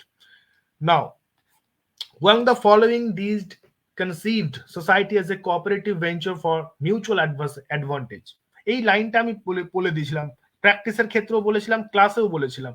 Cooperative venture for mutual advantage মানে কি বুঝিয়েছিলাম ডিটেলে আমি। এটা হচ্ছে বেসিক্যালি জন রলস, জন রলস, ঠিক আছে? জন রলস হবে 42। Next, who among the following is not a proponent of communitarianism? কোনটা কমিউনিটারিয়ানিজমের প্রোপোনেন্ট নয়? খুব ইজি কোয়েশ্চেন, কমিউনিটারিয়ানিজমের প্রোপোনেন্ট নয়। This is a Friedrich Hayek. Hayek is basically neo liberal perspective, আমরা হায়েককে দেখে থাকি, নট কমিউনিটারিয়ান। ম্যাকলেন্টার বলো, স্যান্ডেল বলো, ওয়ালজার বলো, এরা প্রত্যেকে কমিউনিটারিয়ান থিঙ্কার, প্রত্যেকে জানো তোমরা। Option D is right answer in the question number 43। Okay, next হচ্ছে 44। This is a কসমোপলিটিয়ান democracy. Cosmopolitan democracy আমি তোমাদের পড়িয়েছিলাম একবার। দিস আর ডেভিড হেল্ডের যে কনসেপ্ট ছিল কসমোপলিটান ডেমোক্রেসি, যেখানে ডেমোক্রেসিকে প্রমোট করার কথা বলেছিল। এখানে সিটিজেনশিপের কথা বলছে, হবে না। ডেমোক্রেসিকে প্রমোট করার কথা বলেছিল, এডুকেটেড এলিটের কথা বলছে, হবে না। ওকে, এখানে শুধুমাত্র সিটির কথা বলছে, হবে না। কসমোপলিটান মানে কি? কসমোপলিটান মানে টোটালটাকে বোঝায়, তাই না? গোটা ওয়ার্ল্ডকে বোঝায় একরকম। তো এখানে দেখো লাস্ট অপশনে তুমি দেখতে পাবে ডেমোক্রেটিক গভর্নমেন্ট, ডেমোক্রেটিক কথা বলছে, ডেমোক্রেসি আছে, ডেমোক্রেটিক কথা বলছে। That is representative of multicultural society. এখানে মাল্টিকালচারাল সোসাইটি বলতে সমস্ত রকম কালচারকে সাপোর্ট করা বোঝাচ্ছে, এক কথায় বিস্তর একটা ক্ষেত্রকে বোঝাচ্ছে, ওয়াইড রেঞ্জকে বোঝাচ্ছে। তো ইউ ক্যান, তুমি বলতেই পারো যে অপশন ডি হবে উত্তর, cosmopolitan democracy, David Held is option number D. Okay, okay 45 চলে এলাম। কোনটা ট্রু হবে, কোনটা ট্রু হবে বলো তোমরা? Marxism acknowledge the relative autonomy of the state. Marxism acknowledge, Marxism কি রিলেটিভ অটোনমির কথা বলেছে? যদি তুমি রিলেটিভ অটোনমির কথা দেখো, তো তুমি নিকোলাস পোলাঞ্জাসের যে কনসেপ্ট আছে রিলেটিভ অটোনমি, সেটাতে তুমি লিঙ্ক করতে পারো। তবে মার্কসও, তোমরা যদি মার্কসের 18 ব্রুমিয়ার অফ লুইস বোনাপার্ট বলে একটা বই আছে, 18 ব্রুমিয়ার অফ লুইস বোনাপার্ট, সেই বইতে মার্কসও কিন্তু রিলেটিভ অটোনমির কথা প্রথম বলে গিয়েছিল। রিলেটিভ অটোনমি মানে কি এটা আগে ক্লিয়ার করে দিই। What is the meaning of relative autonomy? Relative autonomy মানে হচ্ছে যে ধরে নাও রাষ্ট্র, স্টেট, আমরা কি ভাবি স্টেট হচ্ছে স্বতন্ত্র স্বাধীন, তাই না? স্টেট আমাদের স্বাস্থ্য দিচ্ছে, স্টেট আমাদের চাকরি দিচ্ছে, স্টেট আমাদের রাস্তা দিচ্ছে, সমস্ত কিছু করে দিচ্ছে। দিস ইজ অটোনমি, স্টেট স্বাধীন, তাকে কেউ কন্ট্রোল করছে না। বাট মার্কস বলছে যে না, স্টেটকে কন্ট্রোল করছে কে? কন্ট্রোল করছে ক্যাপিটালিজম, কন্ট্রোল করছে। মানে স্টেট ক্যাপিটালিজমের সাথে related means relative autonomy. State autonomy হতে আমরা মনে করছি তাই, বাট অ্যাকচুয়ালি ক্যাপিটালিজম তাকে রিপ্রেজেন্ট করছে, রিলেটিভ অটোনমি। তো মার্কসিজম অবশ্যই এটার কথা বলেছিল, ডাইরেক্টলি তুমি পাবে না এটা কোথাও, বাট লুইস বোনাপার্টে এটা বলেছে, ঠিক আছে? এবং দেখো, Marxism consider the state as merely a tool of industrialist. Marxism ইন্ডাস্ট্রিয়ালিজমেরই একটা টুল, ক্যাপিটালিজমের টুল। তো আই থিঙ্ক অবশ্যই মার্কসিজম তো ক্যাপিটালিজমের টুল, এই স্টেট তো অবশ্যই ক্যাপিটালিজমের টুল, মানে ক্যাপিটালিস্টরা যারা ইন্ডাস্ট্রিয়ালিস্ট আছে, পুঁজিবাদী আছে, তাদের হাতের পুতুল হচ্ছে স্টেট, তাই না? So answer is I think 1 and 2 দুটোই হবে। ঠিক আছে, তোমাদের মনে হতে পারে যে অপশন 2 অনলি হবে হয়তো স্যার, রিলেটিভ অটোনমি নিকোলাস পোলানজাস বলেছে, but he is also Marxist and Marxism নিজেও এটা বলেছে। ঠিক আছে, তো I think option A is right answer. যারা এ করে এসছো আই থিঙ্ক সেফ পজিশনে আছো। ঠিক আছে, প্রত্যেকে মেলাবে, লাস্টে আমাকে বলবে হ্যাঁ কটা মিললো না বলবে, কোনো কিছু নেই, কোনো কিছু চিন্তা নেই। তোমার যদি সবটা ঠিক হয়, পাস করার মতন ঠিক করতে পারো, খুবই ভালো, কংগ্রাচুলেশনস। আর যদি না পারো তবুও আরো বেশি কংগ্রাচুলেশনস। ঠিক আছে, ফেলিয়ার আসবেই, ভুল হবেই, জেনে শুনেও অনেক ভুল হয়, আমি জানি জেনে শুনেও অনেক ভুল হয়, বাট সবকিছুকে ম্যানেজ করতে হয়, সবকিছুকে ম্যানেজ করতে হয়। একটা কথা মনে রাখবে, সুযোগ কখনো ফোরায় না। আজ তুমি সেট দিলে আবার সুযোগ আসবে, আজ তুমি নেট দিলে আবার সুযোগ আসবে। যদি কিছু ফোরায় সেটা হচ্ছে তোমার ইচ্ছে, তোমার রেনফোর্সমেন্ট, তোমার মোটিভেশন, এইটা ফুরিয়ে যেতে পারে। সুযোগ কখনো ফোরায় না। তোমাকে সাকসেস তো একবারই হতে হবে, ফেলিয়ার তুমি 14 বার হলেও অসুবিধা নেই। এটা তো আর মাস্টার্স গ্রাজুয়েশন নয় যে স্যার ফেল করে গেলাম, সাপ্লি চলে এলো, সম্মান চলে গেল, না, নেভার, কিচ্ছু নয়। ফেলিয়ার হওয়া মানে তুমি সাকসেসের দিকে এগোলে, তাই না? যখন সাকসেস হয়ে যাবে তখন দেখবে কষ্ট কিছুই থাকবে না। তো আমাকে অবশ্যই তোমরা জানাবে কটা ঠিক হলো, এবং যে কটা তুমি পারোনি সেগুলোকে বেশি করে ফোকাস করো, সেখান থেকে আবার হয়তো প্রশ্ন তোমরা আগামী দিনে পাবে। নাও, which of the following text is not written by Marx? কোনটা মার্কসের লেখা নয়? তো খুব ইজি কোয়েশ্চেন দিয়ে দিয়েছে। অ্যান্টি ডিউরিং কার লেখা? তোমরা সবাই বলো এঙ্গেলস এর লেখা। অ্যান্টি ডিউরিং বেসিক্যালি এঙ্গেলস এর লেখা, মার্কসের লেখা নয় কিন্তু, তাই না? তো 46 is definitely C, 46 is definitely C. Okay, 47. Will not force is the basis of the state. এই কোটেশনটা কার? ইচ্ছা নয়, এই শক্তি নয়, ইচ্ছাই রাষ্ট্রের ভিত্তি। একদম ইজি কোটেশন, আমার নোটসেও একটা ছিল, this is T H Green, T H গ্রিনের কোটেশন। তারপর চলে আসো, the first proponent of representative democracy. Representative ডেমোক্রেসির কথা প্রথম কে বলেছে? রিপ্রেজেন্টেটিভ ডেমোক্রেসির কথা প্রথম কে বলেছে? রিপ্রেজেন্টেটিভ ডেমোক্রেসির কথা প্রথম বলেছে জে.এস. মিল। রিপ্রেজেন্টেটিভ ডেমোক্রেসির কথা প্রথম বলেছে জে.এস. মিল, তাই না? জে.এস. মিল বেসিক্যালি ফার্স্ট যে বেস্ট ফর্ম অফ গভর্নমেন্ট বলতে ডিরেক্ট ডেমোক্রেসিকেই বুঝিয়েছিল। J S. Mill best form of government বলতে ডিরেক্ট ডেমোক্রেসিকেই বুঝিয়েছিল, বাট সেটা প্র্যাকটিক্যালি পসিবল নয় অ্যাকর্ডিং টু জে.এস. মিল, যে ডিরেক্ট ডেমোক্রেসি সবাই মিলে ভোট দেবে। রুশো যেটা বলেছিল সবাই মিলে এক জায়গায় ভোট দেবে, তো সেটা প্র্যাকটিক্যালি পসিবল নয়। তাই জন্য তিনি রিপ্রেজেন্টেটিভ ডেমোক্রেসিকে সাপোর্ট করেছিলেন। পরবর্তীতে সেকেন্ড বেস্ট ফর্ম বলতে পারো, this is the second best form according to J S. Mill, not first. First হচ্ছে ডিরেক্ট ডেমোক্রেসি। নেক্সট হচ্ছে আমাদের 49। 49 ইজ অ্যাসারশন রিজন, তাই না? অ্যাসারশন রিজন দিয়েছে, তোমরা প্রত্যেকে দেখতে পারো। অ্যাসারশন রিজন দিয়েছে, কি হবে তোমরা বলো, প্রত্যেকে উত্তর বলো আমাকে।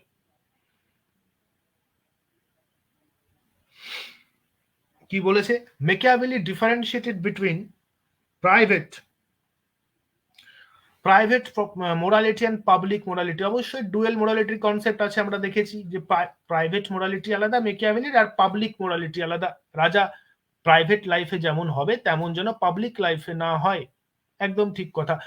এবার দ্বিতীয়টা দেখো, Machiavelli emphasis on the indispensability of public morality in statecraft, মানে রাষ্ট্র শাসনের ক্ষেত্রে, স্টেট ক্রাফটের ক্ষেত্রে পাবলিক মোরালিটিকে গুরুত্ব দেবে। এখানে আমার প্রশ্ন আছে তোমাদের কাছে, পাবলিক মোরালিটিকে গুরুত্ব দেয় কি? পাবলিক মোরালিটির কথা তো বাদ দিচ্ছে, পাবলিক স্পেয়ারে কিসের মোরালিটি? মেকিয়াভেলি তো বলে দিচ্ছে পাবলিক স্পেয়ারে কোন রকম মোরালিটি থাকবে না, পাবলিক স্পেয়ারে কোন রকম মোরালিটি থাকবে না। পাবলিক স্পেয়ারে রাজা হবে একদম স্ট্রিক্ট, কোনো মোরালিটি যেন ওকে কাবু করতে না পারে, তাই না? যে অন্যায় করবে তাকে শাস্তি দেবে, যে অন্যায় করবে না তাকে শাস্তি দেবে না। সো রিজন তো মানে আর তো ভুল, বেসিক্যালি এটা তো ভুল। তো answer is basically C, A is true but R is false. Okay, আচ্ছা কেউ বলছে যে 45-এর উত্তরটা, 45-এর উত্তর কি ছিল? 45-এর উত্তরটা আমি তোমাকে এ বললাম, 1 and 2, ঠিক আছে? আমি কনফার্ম এই জন্য হলাম কারণ মার্কস রিলেটিভ অটোনমির কথা বলে গিয়েছে, ঠিক আছে? এই জন্য হলাম। আর যদি এটা এটাই উত্তর হবে, বেসিক্যালি এ উত্তর হবে, ঠিক আছে? বাদ বাকি আমরা মেন অ্যান্সার যখন পাবো তখন আমরা দেখে নেব। নেক্সট হচ্ছে এই কোশ্চেনটা ক্রোনোলজিক্যালি অ্যারেঞ্জ করতে বলেছে, এবং এই প্রশ্নটা নিয়ে আমার ডাউট ঠিক না, একদম আমি ফুল বলে দিতে পারি তোমরা এই কোশ্চেনটাকে চ্যালেঞ্জ করতে পারো। তোমরা এই কোশ্চেনটাকে চ্যালেঞ্জ করতে পারো। তার কেন কেন চ্যালেঞ্জ করতে পারো? যে ন্যাশনাল কমিশন ফর ওমেন, যেটা ন্যাশনাল কমিশন ফর ওমেন, সেটা 1992 এ এসেছিল। হিউম্যান রাইটস কমিশন এসেছিল 1993 তে এসেছিল, ঠিক আছে? আর এই দুটো তো একই সালে এসেছিল, 2004। শিডিউল কাস্ট আর শিডিউল ট্রাইব বেসিক্যালি 2004 এ এসেছিল। তাহলে সব থেকে আগে কোনটা হলো? সব থেকে আগে তো 92 হলো, মানে 2 হবে উত্তর। কিন্তু আগে সব থেকে আগে দেখো 2 আছে ঠিকই, কিন্তু পরে 3 দেওয়া, 4 নাম্বারটা তারপরে হতো NHRC, national human rights commission, তারপরে 92 পর 93 হতো। তো এটা অপশনে নেই, কোনো অপশনই এখানে ঠিক নয়, কোনো অপশনই ঠিক নয়। দিস ইজ চ্যালেঞ্জেবল এবং this question will be drop হবে, এটা ড্রপ হবে। প্রত্যেকে নাম্বার পাবে, যেটাই তুমি অপশনে উত্তর দিয়ে থাকো না কেন, আই থিঙ্ক প্রত্যেকে নাম্বার পাবে। তোমাদেরকে চ্যালেঞ্জ করতে হবে। ওয়েস্ট বেঙ্গল সেটাও কিন্তু চ্যালেঞ্জ হয়, ঠিক আছে? যখন ওরা ফাইনাল অ্যান্সার কি বের করবে, হয় ওরা ড্রপ করেই বের করবে, না হয় একটা কোনো অ্যান্সার দিয়ে দেবে, সেটাকে তোমরা চ্যালেঞ্জ করতে পারো। 50 নম্বর প্রশ্নটা কিন্তু ড্রপ হবে, ওকে? আচ্ছা, বিরাট অর্পণ বলছে নেটে এ দিয়েছে। এ এটা কি নেটেও এসেছিল নাকি কপি করে দিয়েছে? দেখো, প্রথমত দেখো, রাজ্য শাসনে গণমূল্যবোধ তো অপরিহার্যতা কি করে হবে, তাই না? মেকিয়াভেলি কখনোই বলেনি পাবলিক মোরালিটির কথা যে বেসিক্যালি অপরিহার্য এটা। মেকিয়াভেলি কি বলেছিল? মেকিয়াভেলি বলেছিল তোমার মধ্যে মোরালিটি আছে, তুমি সৎ মানুষ, তুমি সত্যি কথা বলো, তুমি ভালো মানুষ, সেটা তোমার প্রাইভেট স্পেয়ারে, বাড়ির মধ্যে। যখন তুমি রাজ্য শাসনে যাবা তখন তোমাকে সৎ হলে হবে না, তখন কাউকে খুন করতে হলেও করে দিতে হতে পারে। রাষ্ট্র শাসনের জন্য কাউকে মার্ডার করাটাও এখানে জাস্টিফাই। তাহলে পাবলিক মোরালিটির কথা মেকিয়াভেলি বলেইনি, প্রাইভেট মোরালিটির কথা বলতে পারে। হ্যাঁ, মোরালিটিকে দুটি ভাগে ভাগ করেছে ঠিকই, পাবলিক প্রাইভেট, বাট পাবলিক মোরালিটিকে তিনি সাপোর্ট করেনি। তো আমার মনে হয় রিজন অবশ্যই এটা ভুল হবে, ঠিক আছে, ফলস হবে। বাকিটা এবার ডাব্লিউবিসিএসসির হাতে। তারপর চলে আসো, হু among the following holds her office in place around the president. মানে কি, প্রেসিডেন্টের যে বেসিক্যালি আছে সেটা মানে কার অফিস বেসিক্যালি হোল্ড হতে পারে প্রেসিডেন্টের অনুমতি সাপেক্ষে। তো অবশ্যই এটা খুব সহজ প্রশ্ন, তোমরা পারবে। This is option attorney general of India, B উত্তর হবে। শুধু অ্যাটর্নি জেনারেলের সাথে যদি গভর্নর থাকতো তাও হতো, গভর্নরেরও অফিস হেল্ড করতে পারবে, তাই না? প্রাইম মিনিস্টারও হবে। তো এদের সমস্ত যেহেতু যারা প্রেসিডেন্ট যাদেরকে নিয়োগ করে বেসিক্যালি তাদের অফিস ই করতে পারে। নেক্সট চলো, 52, which of the following is not within the jurisdiction of state high court in India? মানে হাইকোর্টের জুরিসডিকশনে কোনটা পড়ে না, হাইকোর্টের যে এখতিয়ার তার মধ্যে কোনটা পড়ে না? বলো, প্রত্যেকে বলো কোনটা পড়বে না। এর উত্তর হবে অপশন নাম্বার সি, ওকে? উত্তর হবে অপশন নাম্বার সি। আর্টিকেল 262 তুমি যদি দেখো, আর্টিকেল 262, সেখানে পরিষ্কার বলে দেওয়া হয়েছে যে যে কোনো রকম স্টেটের মধ্যে যদি রিভার ডিসপুট হয়, ঠিক আছে, কোনো রিভার কোনো ওয়াটারকে নিয়ে যদি দ্বন্দ্ব লাগে, সেক্ষেত্রে রায় দেবে পার্লামেন্ট।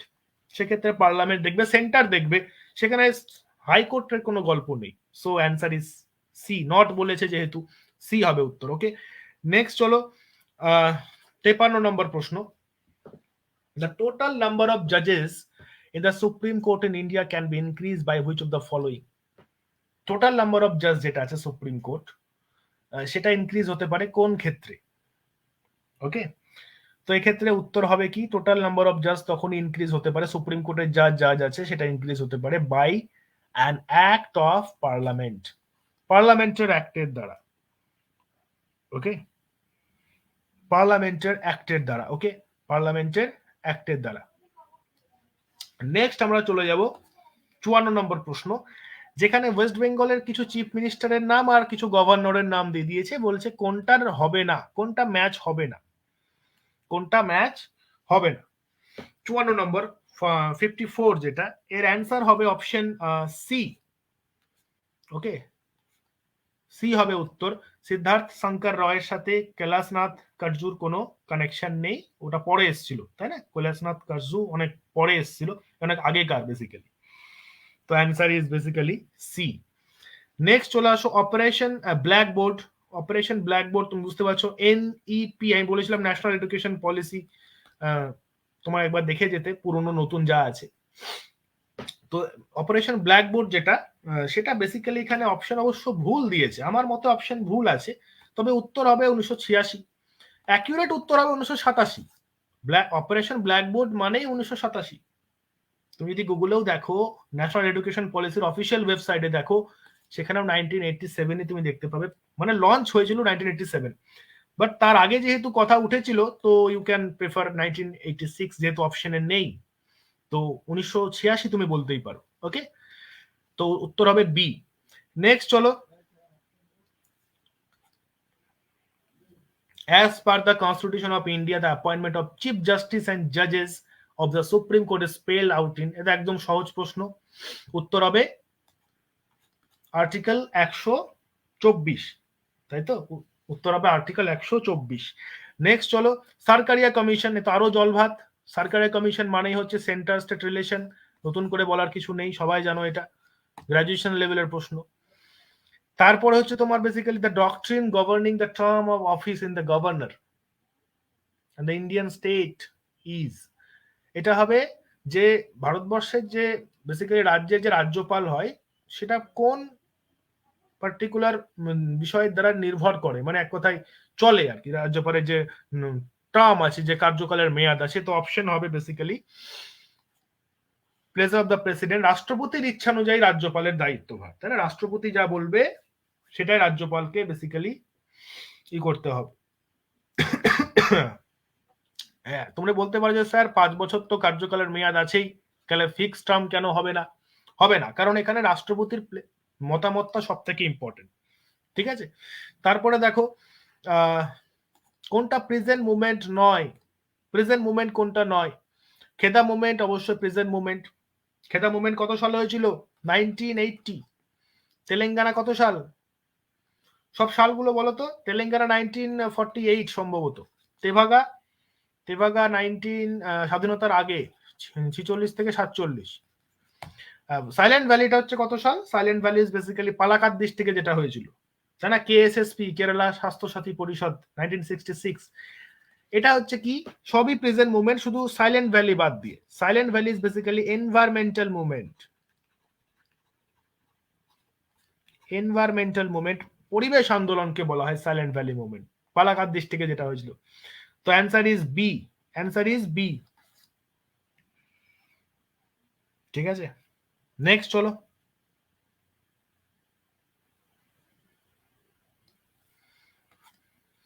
কোনটা কোয়াসি ফেডারেলিজম, মানে আধা যুক্তরাষ্ট্র, মানে কেসি হোয়ারের কথা বলছে, কোনটা বেসিক্যালি কোয়াসি ফেডারেশনের রিজন হবে? কোনটা হবে? যুক্তরাষ্ট্র রিজন কোনটা হবে বলো?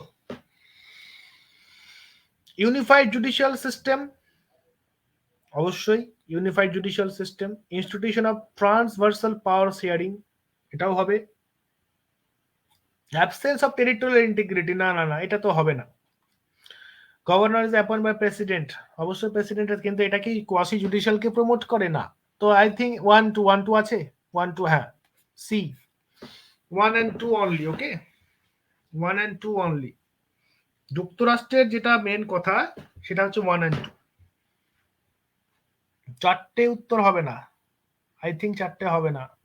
কোয়াসি ফেডারেশন, কোয়াসি ফেডারেশন, দেখো যুক্তরাষ্ট্র, দেখো আধা যুক্তরাষ্ট্র কেন বলছে?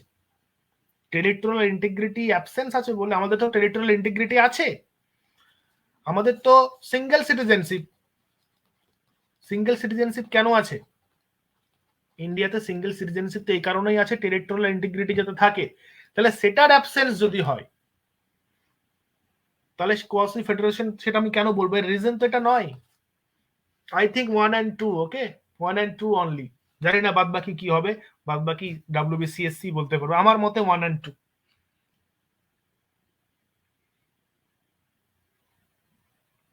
ওকে, হতে পারে, অবশ্যই মানুষ মাত্রই ভুল হয়, আমারও ভুল হতে পারে। আই থিঙ্ক 1 and 2 কিংবা 4টেও হতে পারে।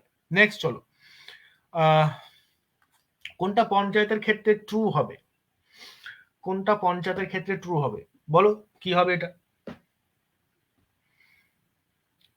Social inclusion is not a part of institutional design. অবশ্যই ইনস্টিটিউশন ডিজাইনের পার্ট সোশ্যাল ইনক্লুশন। আচ্ছা, traditional institution play gatekeeping role, ঠিক আছে। In the most state devolution of fund function has been ignored. কিছু ক্ষেত্রে ফান্ড ইগনোর হতেই পারে, ঠিক আছে। এটা নো পাওয়ার ট্যাক্সেশন, ট্যাক্সেশনের পাওয়ার তো অবশ্যই আছে, যেমন ওয়াটার ট্যাক্স তোমার, তারপর তোমার এই আরো যে অ্যাসোসিয়েশন ট্যাক্স, এগুলো পঞ্চায়েত করে, তো এটা হবে না, মানে 2 আর 3। অ্যান্সার ইজ ডি, ওকে। 61 হবে, 2 আর 3 হবে, ঠিক আছে। তারপর 62 দেখি আমরা, what is the purpose of the writ jurisdiction provide the higher judiciary in the constitution of India?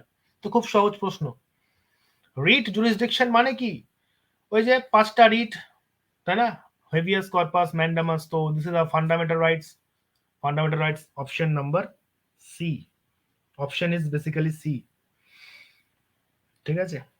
তারপরে আমরা দেখব 63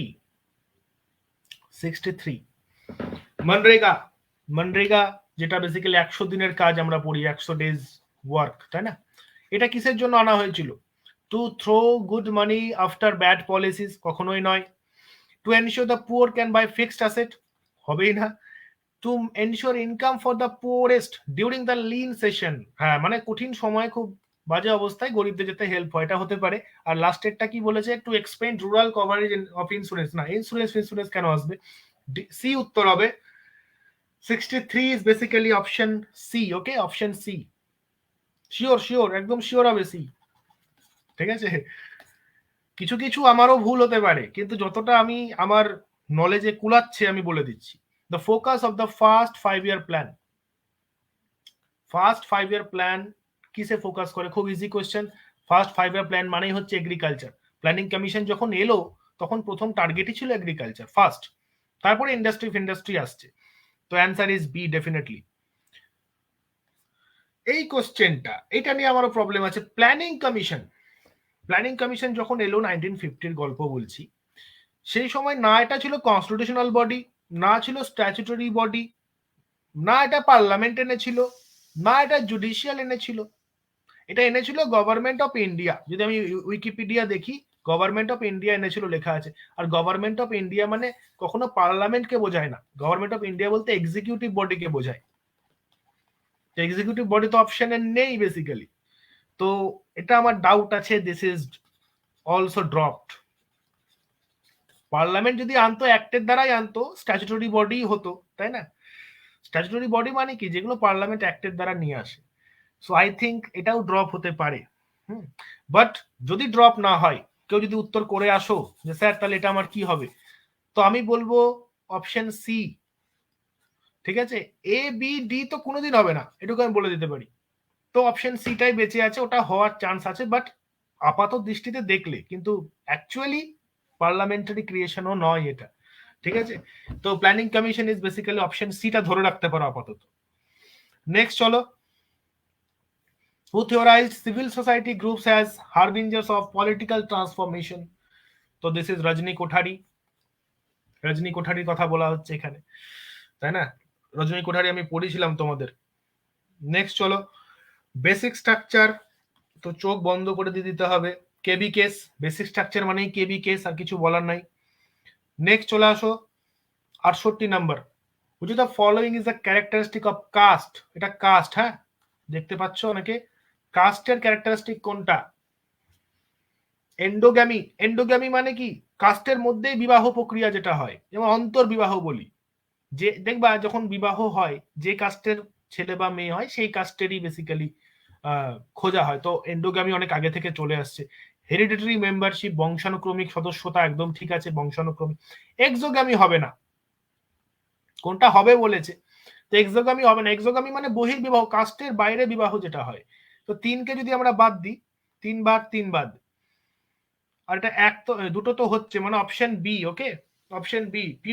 পিউরিটির কনসেপ্ট আছে কাস্টের মধ্যে, কোন কাস্ট পবিত্র, হ্যাঁ না তা না, এরকম ব্যাপার আছে, পবিত্র অপবিত্র ব্যাপার আছে, আম্বেদকর পড়লে বুঝতে পারবা। তো 1 2 4, ঠিক আছে, 1 2 4 উত্তর, মানে option B, definitely option B হচ্ছে অ্যান্সার। ওকে, নেক্সট চলো 69, দ্য অরুণদা Bhasin versus union of India, ঠিক আছে 69। এটা কোনটা হবে? এটা হবে right to freedom of speech and expression, the right to practice and any profession of trade etcetera enjoy constitutional protection.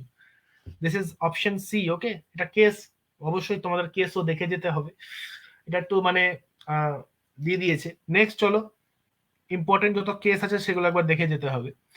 তারপর চলো পার্টিলেস ডেমোক্রেসি। এটা পার্টিলেস ডেমোক্রেসির কথা কে বলেছে?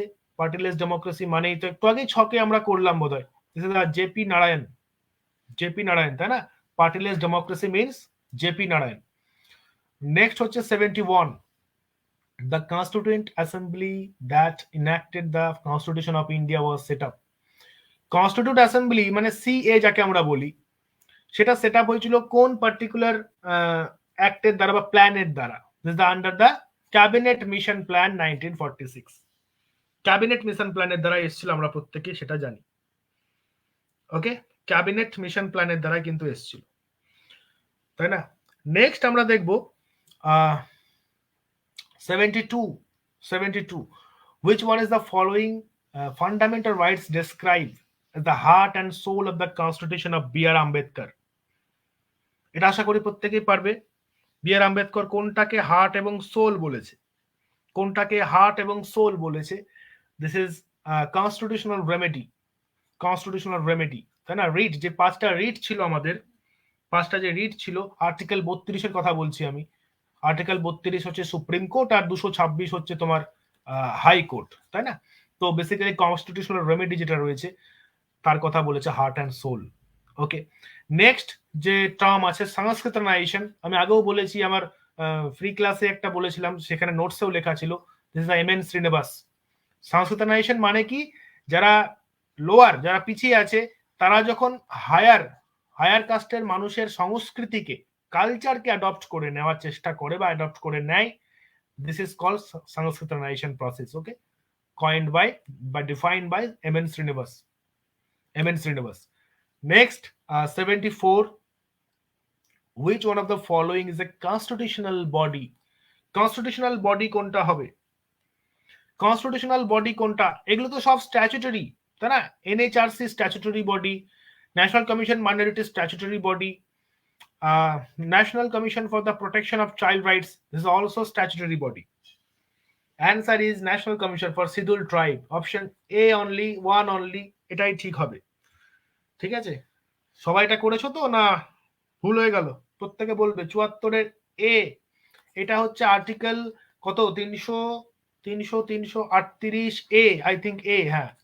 ন্যাশনাল কমিশন ফর এসসি হচ্ছে 338, এসটি হচ্ছে 338-এর এ, আর ওবিসি যেটা আছে, national commission for backward class, সেটা হচ্ছে 338-এর বি, তাই না? এটা কনস্টিটিউশনাল বডি, তাই জন্য এর ধারা আছে, দ্যাটস ইট। নেক্সট চলে আসো ম্যাচিং। এটা ম্যাচিং দিয়ে দিয়েছে, খুব সহজ ম্যাচিং পেয়ে যাচ্ছ তোমরা, প্রত্যেকে পারবে আশা করি। Crisis of governmentality, crisis of governmentality কার? দিস ইজ অতুল কোহলি, তাই না? উইক স্ট্রং স্টেট হচ্ছে তোমার সুজান রুডলফ। তারপর তোমার হচ্ছে তোমার romance of state Ashis Nandy, আর এদিকে তোমার বুর্জোয়াস ডেমোক্রেসি অচিং বেনায়ক। তো answer is definitely A. Okay, crisis of governmentality Atul Kohli, weak strong state, এই কনসেপ্ট আমি পড়েছি তোমাদের, যে সুজান রুডলফ আর লিও রুডলফ কি বলছে, যে ইন্ডিয়া যে দেশটা আছে সেটা কিছু কিছু দিক থেকে উইক আছে, আবার কিছু কিছু দিক থেকে স্ট্রংও আছে, তাই এটাকে আমরা উইক আর স্ট্রং দুটোই বলতে পারি। তো this is Susanne Rudolph. Okay, তো answer is A, definitely A হবে উত্তর। ঠিক আছে, তারপরে দেখি ডেভেলপমেন্ট আন্ডার ডেভেলপমেন্ট যে থিওরি রয়েছে সেটা কে দিয়েছে, তো খুব সহজ প্রশ্ন, Andre Gunder Frank, A G Frank, তাই না? এর একটা কনসেপ্টও আছে, this a metropolis and satellite, A G Frank, তাই না? Metropolis and satellite. নেক্সট আমরা দেখব অ্যাসারশন রিজন দিয়েছে। ওকে, কি বলছে অ্যাসারশন রিজনে? The attempts to collectively enforced human rights at the international level began after 1945. ওকে, কি বলছে যে 1945 এর পর, আফটার মানে পরে, 1945 এর পরে হিউম্যান রাইটস, মানবের যে মানুষের যে অধিকার সেটার উপর কাজ শুরু হয়েছে। একদম ঠিক, যদি আমরা universal declaration of human rights এর সাল দেখি, ইন্টারন্যাশনালি যখন মানুষের অধিকার নিয়ে কথা বলা হচ্ছে, মানে universal declaration of human rights কত সাল? 1948 এ আসছে। তাহলে 1945 এর পরে 1948, মানে ওভারঅল স্টেটমেন্টটা কারেক্ট আছে, এটুকু বোঝা যাচ্ছে। তার কারণ কি এটা, যে earlier the relation between sovereign state, মানে এর আগে 1945 এর আগে যে রিলেশনটা ছিল সোভারেন স্টেটের সাথে, সেটা স্ট্রিক্টলি ম্যাটার করতো ডোমেস্টিক জুরিসডিকশনের মধ্যে, মানে আভ্যন্তরীণ এখতিয়ারের মধ্যে। অবশ্যই তাই, যে আগেকার সময় কি হতো, মানুষের যে অধিকার, মানুষের যে রাইটস, হিউম্যান রাইটস, সেটা একটা স্টেট নিজের মধ্যেই সীমাবদ্ধ রাখতো, যে ইন্ডিয়ার মানুষের অধিকার ইন্ডিয়াই বুঝবে, অন্য কাউকে বোঝার দরকার নেই। কিন্তু আফটার 1945 জিনিসটা ব্রড লেভেলে চলে যায়, তাই না? হায়ার লেভেলে চলে যায়। So I think reason was also correct, reason also correct, তাই না? 77 বেসিক্যালি অ্যান্সার হবে A, both A R true, but R is the correct explanation of A. Okay, R is the correct explanation of A. Okay, next চলো ওয়ার্লস্টাইন world system, ওয়ার্লস্টাইনের যে world সিস্টেমটা আছে সেটা কোন particular স্টেটমেন্টটাকে রিপ্রেজেন্ট করছে? The system that governs the whole world.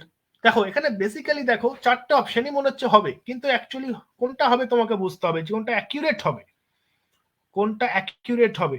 The system of trade cross the world, সোশ্যালিজমের কথা বলছে, কিন্তু এখানে দেখো the system of capital accumulation, এখানেই তোমার চোখ খাড়া হয়ে যাওয়া উচিত। কেন? কারণ ওয়ার্ল্ড সিস্টেম মানে কোর, সেমি পেরিফেরি আর পেরিফেরি, কোর, সেমি পেরিফেরি আর পেরিফেরি, তাই না? এবার কি বলেছিল, কোর সেমি পেরিফেরিকে শোষণ করছে, সেমি পেরিফেরি পেরিফেরিকে শোষণ করছে, আবার কোরও পেরিফেরিকে শোষণ করছে। তার মানে কি, শোষণ করা মানে কি, ক্যাপিটাল অ্যাকুমুলেশনকে জোগাড় করা, পুঁজি সংগ্রহ করা, রাইট? পুঁজি সংগ্রহ করা। তো এটা কিন্তু অ্যাকিউরেট এক্সপ্লেনেশনকে ডিফাইন করছে এই তিনটের তুলনায়। এই তিনটে হবে না আমি বলছি না, বাট এটা বেশি করে হবে, মানে উত্তর ডি হবে। ঠিক আছে, তো option number D is correct answer. Next চলে আসো ন্যাম। ন্যামের কোনটা পার্ট নয়? নন অ্যালাইন্ড মুভমেন্ট। খুব সহজ প্রশ্ন। ন্যাম করেছিল পাঁচজন, বেসিক্যালি পাঁচটা লিডার, পাঁচটা কান্ট্রির লিডার, যেমন জওহরলাল নেহেরু ছিল ইন্ডিয়া থেকে, যেমন ক্রমে নিকুমা ছিল ঘানা থেকে, ঘানার প্রেসিডেন্ট বেসিক্যালি, নাসির ছিল হচ্ছে ইজিপ্ট থেকে, কিন্তু নিকিতা ক্রুশ্চেভ তো নয়, নিকিতা ক্রুশ্চেভ উত্তর হবে আর কি। ঠিক আছে, এটা পার্ট নয়, নিকিতা ক্রুশ্চেভ হবে না। আরো দুজন ছিল, আরো দুজনের নাম কে বলতে পারে? এই তিনজন ছাড়া আরো দুজন ছিল ন্যামের পেছনে, এনিওয়ান? যেটা সুকার্নো, রাইট, সুকার্নো, সুকার্নো ছিল তোমার ইন্দোনেশিয়া থেকে। আর লাস্ট হচ্ছে টিটো, টিটো ছিল হচ্ছে তোমার ইউগোস্লোভাকিয়া, যেটা ছিল আর কি, ইউগোস্লোভাকিয়া থেকে টিটো ছিল। তো এই পাঁচটা কান্ট্রি মিলিয়ে ন্যাম তৈরি হয়েছিল, মানে এই পাঁচটা কান্ট্রি তৈরি করেছিল প্রথম, ইন্ডিয়া, ঘানা, ইজিপ্ট, ইন্দোনেশিয়া, ইউগোস্লোভাকিয়া। সুকার্নো আর টিটো যেখানে যুক্ত হতো। যাই হোক, অপশন চারটের মধ্যে এটা ভুল, Nikita Khrushchev is the answer, D. Okay, D হবে উত্তর। নেক্সট চলো আসি G20 মেম্বার। G20 মেম্বার দেখতে গেলে চারটা অপশনই ভুল, কিন্তু না, উত্তর হবে বি। কেন ভুল বললাম, কেন? কারণ বর্তমান যদি G20 তুমি দেখো, নতুন যে সমিট হলো, সেখানে ইউরোপিয়ান ইউনিয়নের সাথে আমরা আফ্রিকান ইউনিয়নকেও দেখতে পাই। মানে এখন G20 আর G20 নয়, এখন G20 G21 হয়ে যাবে। 19টা কান্ট্রি আর দুটো রিজনাল অর্গানাইজেশন হয়ে যাবে, দুটো। তো ওয়েস্ট বেঙ্গল সেট এখনো অত আপডেট হয়নি, তাই না? তো আমাদেরকে অপশন বি ধরতে হবে আপাতত। যেহেতু G20 মেম্বার বলেছে যে 19টা কান্ট্রি এবং ইউরোপিয়ান ইউনিয়ন একটাই। ওকে, নেক্সট চলো FIPIC এর যে সামিট হয়েছিল 2023, এটা কারেন্ট অ্যাফেয়ার্স থেকে এসছে বেসিক্যালি বলতে পারো, তোমাদের এটা বাউন্সার যেতে পারে যারা জানো না।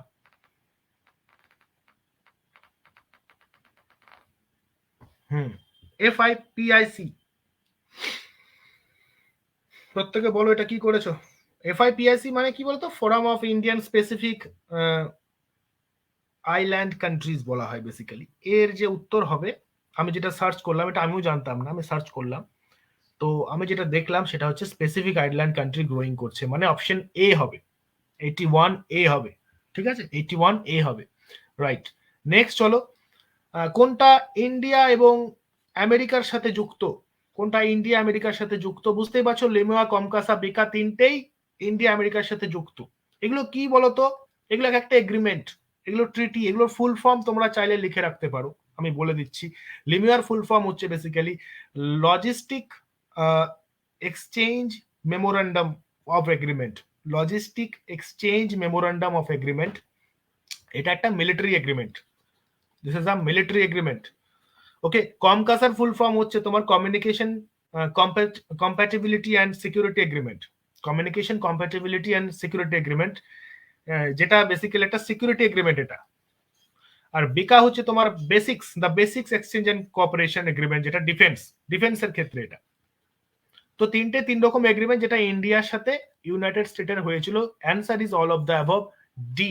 দেখবে অল অফ দ্য অ্যাবভ থাকলে খুব বেশিরভাগ ক্ষেত্রে অল অফ দ্য অ্যাবভই উত্তর হয়, তাই না? তোমরা যদি নাও জানো, আই থিঙ্ক অনেকেই ডি তে মেরে এসছো, তো কংগ্রাচুলেশন, ডি উত্তর হবে। Next, India become a member of United Nation. India United নেশনের মেম্বার কবে হলো?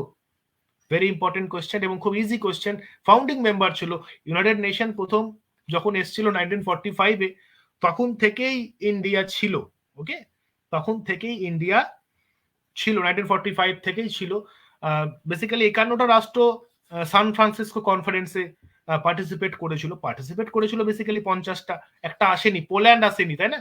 পোল্যান্ড কিন্তু পার্টিসিপেট করতে পারেনি, বাট সম্মতি জানিয়েছিল। তো আমরা ওভারঅল 51টা রাষ্ট্র বলতে পারি। ইন্ডিয়া কিন্তু সোভারেন না হয়েও, তখন তো সোভারেন হয়নি, 1945 মানে ইন্ডিয়া স্বাধীন হয়নি, তার সত্ত্বেও ইউনাইটেড নেশনের মেম্বার ছিল।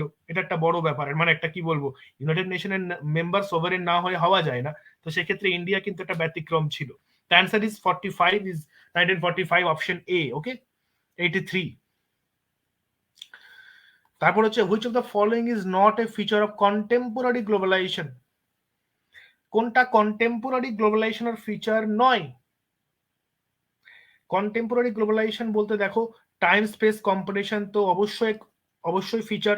এর মানে কি, স্থান কাল সংকোচন। যেমন দেখো না, আমি এখন তোমাদেরকে অনলাইনে পড়াচ্ছি, তোমরা বিভিন্ন জায়গায় থাকো, ওয়েস্ট বেঙ্গলের, কেউ কলকাতায়, কেউ এখানে, কেউ সেখানে, কিন্তু এমনই গ্লোবালাইজেশনের যুগ চলে এসেছে যে টাইম আর স্পেস, মানে স্থান আর কাল দুটোই কমে যাচ্ছে, সংকোচন হয়ে যাচ্ছে, তাই না? তারপর গ্লোবাল সার্কুলেশন অফ ক্যাপিটাল, অবশ্যই সার্কুলেট হচ্ছে ক্যাপিটাল।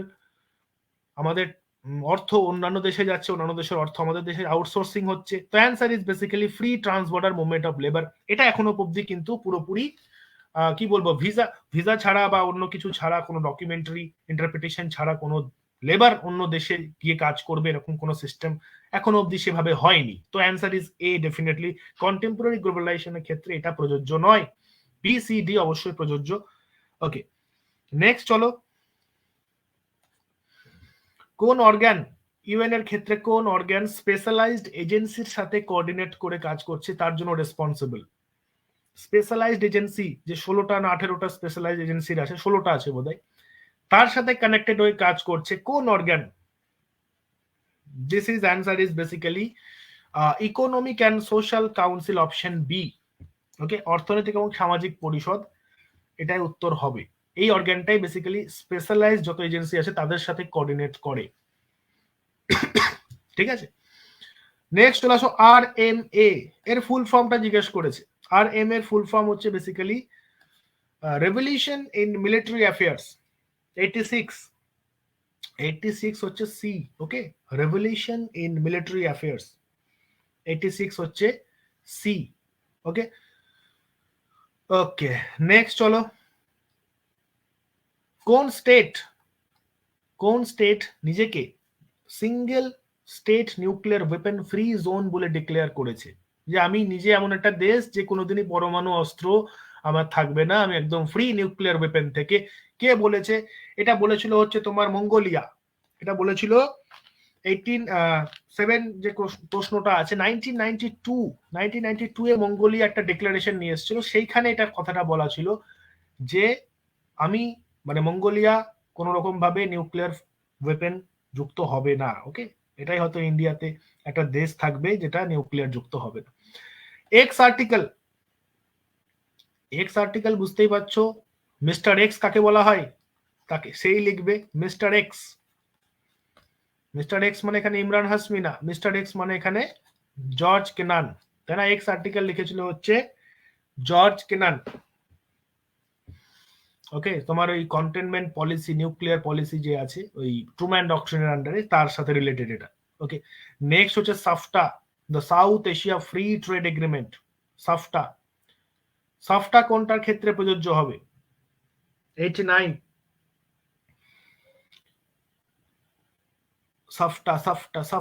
সাফটা হবে তোমার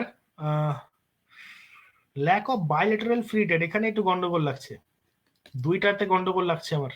কি করেছো তোমরা? আই থিঙ্ক এ 1 3 4, 2 হবে না, ল্যাক কেন বলবে, তাই না? এ এ সাফটা এ হবে, 89 এ। 90 কি হবে? এইটা নিয়ে একটু সমস্যা আছে। এটা কোনটা ইন্ডিয়ার যে আন্ডারস্ট্যান্ডিং ধর্ম, এটা আমাকে কালকে একজন জিজ্ঞাসা করেছিল যেটা কি হবে। তো বেসিক্যালি দেখো, আপাত দৃষ্টিতে আমারও চোখ এথিক্সের দিকে আটকে গেছে তোমাদের মতো, যে এথিক্স হবে, তাই না? আপাত দৃষ্টিতে। আচ্ছা, সবাই উত্তর দিচ্ছ না কেন বলো তো? প্রত্যেকে উত্তর দাও। উত্তর আমি দেখতে পাচ্ছি না। 76 জন ফেসবুকে লাইভ আছে, 76 জনের মধ্যে উত্তর আমি দেখতে পাচ্ছি না। ওকে, তো ইন্ডিয়ান যে ধর্ম আন্ডারস্ট্যান্ডিং, বেসিক্যালি এনসিয়েন্ট ইন্ডিয়ান, যেটা হিন্দু ফিলোসফি কথা বলছে একরকম, এটা এথিক্স হতেই পারে, এথিক্স এর উপর ডিপেন্ড করে, কিন্তু আমার যেটা মনে হচ্ছে this is a conscience. Ethics আমার মনে হচ্ছে হতে পারে, but I think conscience. Conscience মানে কি? বিবেক। এই কনসাইন্সে তুমি যদি গুগলে সার্চ করো, তুমি কিছু ওয়ার্ড পাবে, আমি বলে দিচ্ছি। যেমন অনেস্টি, অনেস্টি, যেমন ধরো জাস্টিস, যেমন ধরো সোল, তোমার আত্মা, যেমন ধরো হার্ট, তোমার মন। কনসাইন্স মানে কি? বিবেক, ভেতরকার জিনিস, ইন্টারনাল ম্যাটার। তাহলে ধর্মের মেন মিনিংই তো এটাই যে আমি ভেতর থেকে সৎ হব, ভালো পথে যাব, ভালো কাজ করব, আমার কনসাইন্স, আমার বিবেক, আমার মন, আমার হার্ট ভালো হবে। তো আই থিঙ্ক কনসাইন্সের দিকে একটু দাঁড়িপাল্লাটা ভারী হচ্ছে। বাট আমি বলছি না যে এথিক্স হবে না, অবশ্যই এথিক্স হওয়ার চান্স খুব বেশি আছে, তবে কনসাইন্সের চান্সটা আরো বেশি। একটু ডিপ মিনিং এ দেখলে তুমি কনসাইন্সকে দেখতে পাবে। অনেকে আবার স্ট্যাচুও বলছে, স্ট্যাচু আমার মনে হচ্ছে না হবে।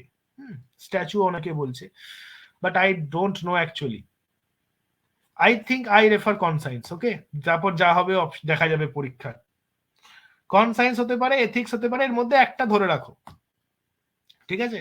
তারপর চলো 91। 91 তো সহজ আছে, বইয়ের নাম, ম্যাচ করে দাও। 91 শিবশঙ্কর, জয়শঙ্কর হচ্ছে ইন্ডিয়া ওয়ে নাকি? হ্যাঁ, একের বি এ তো 2 এর এ হবে। শিবশঙ্কর হচ্ছে ইন্ডিয়ান এশিয়ান জিওপলিটিক্স। তারপরে তোমার how India sees the world, Shyam Saran. আর শ্রীনিবাসন হচ্ছে ডিপ্লোম্যাটিক চ্যানেল। ওকে, তো যারা বইয়ের নাম পড়ে গেছো অবশ্যই তারা পারবে easily. This answer is basically B. Okay, next চলো। Who described, who elaborate the view that the exist of tension between the protector of citizen security in the state threat is to own individual। মানে নাগরিকদের নিরাপত্তা রক্ষক হিসেবে রাষ্ট্র তার অভ্যন্তরীণ ব্যক্তিবর্গের প্রতি ভীতি প্রদর্শনকারী হিসেবে রাষ্ট্র। মানে এটা বুঝতে পারছো এটা কোন পার্টিকুলার থিওরিকে রিপ্রেজেন্ট করছে বলতো?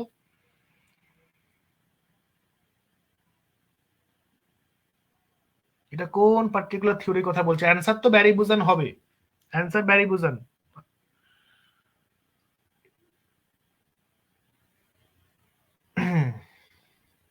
ওকে বলো তোমরা, আমি দাঁড়িয়ে আছি।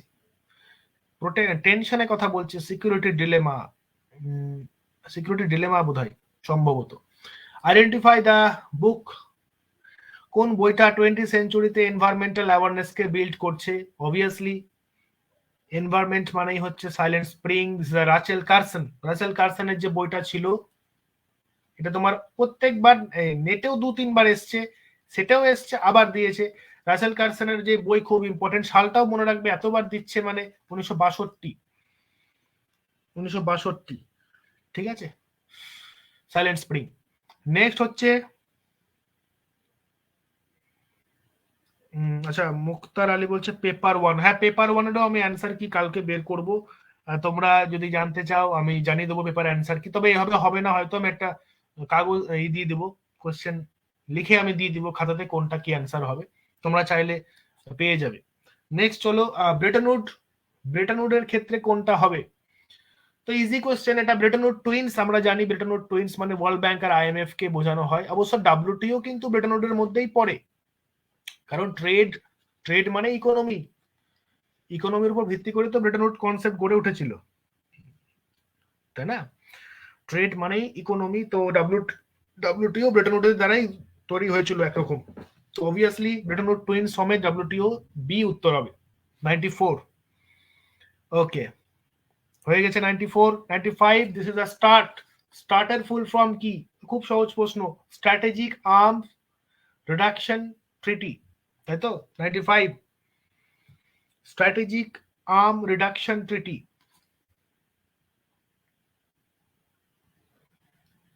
স্টার্টের ফুল ফর্ম। আচ্ছা, কোল্ড ওয়ার শেষ হওয়ার পর কোনটা হবে না? The end of cold war did not facilitated. আচ্ছা, এটা নিয়ে অনেকের প্রশ্ন হতে পারে, ঠিক আছে, কিন্তু এখানে একটু বুদ্ধি দিয়ে তুমি যদি দেখো, তুমি যদি বর্তমান ওয়ার্ল্ড কিরকম যদি আমাকে প্রশ্ন করো, আমি বলবো বর্তমান ওয়ার্ল্ড মাল্টিপোলার। কিন্তু যখন কোল্ড ওয়ার শেষ হয় মানে 1991, যখন ইউএসএসআর এর গল্প গুটিয়ে যায়, ঠিক আছে, যখন কোল্ড ওয়ার শেষ হয় তখন ক্ষমতা কার হাতে চলে আসে? ইউএসএসআর শেষ হয়ে গেল মানে বাইপোলারিটি শেষ হয়ে গেল, ইউএস এর হাতে ক্ষমতা চলে এলো, মানে কি ইউনিপোলার হয়ে গেল কিনা? সঙ্গে সঙ্গে কোল্ড ওয়ারের পর তো ওয়ার্ল্ড ইউনিপোলার হয়ে গেছিল, তাই না? তাহলে এটা কি করে তুমি মাল্টিপোলার ভাবতে পারো?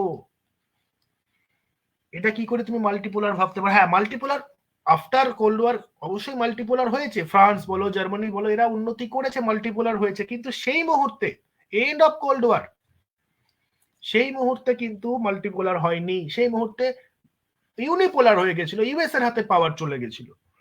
তো I think this is option B answer. অনেকে ডি বলছে, resurgence of European power in world politics, কিন্তু এটার উপরে কোনো আমার ভ্যালিড কোনো রিজন আমি দেখতে পাচ্ছি না। এই অপশনটা হতে পারে কিন্তু কোনো ভ্যালিড রিজন আমি দেখতে পাচ্ছি না, ভ্যালিড রিজনের অভাব আছে এর মধ্যে। ইউরোপিয়ান পাওয়ার রিসার্জেন্স করেছিল ওয়ার্ল্ড পলিটিক্সে, এটার উপর ভ্যালিড রিজন আমি দেখতে পাচ্ছি। তো অ্যান্সার আমার মনে হচ্ছে বি হবে, বাকিটা ভগাই জানে, মানে সিএসসি জানে। তারপর চলে আসো সামিট ডিপ্লোম্যাসি, এর আদার নেম কি হতে পারে? সামিট মানে কি? সামিট ডিপ্লোম্যাসি মানে কি যে আজ G20 সামিট করলো নরেন্দ্র মোদী, ইন্ডিয়াতে হলো, কাল অন্য কোথাও হবে, মানে কি হেড অফ দ্য গভর্নমেন্ট যেটা সেটা এক্সচেঞ্জ হচ্ছে। Summit diplomacy means head of the government যেটা সেটা কি হচ্ছে? এক্সচেঞ্জ হচ্ছে। Answer is D. Answer is D definitely.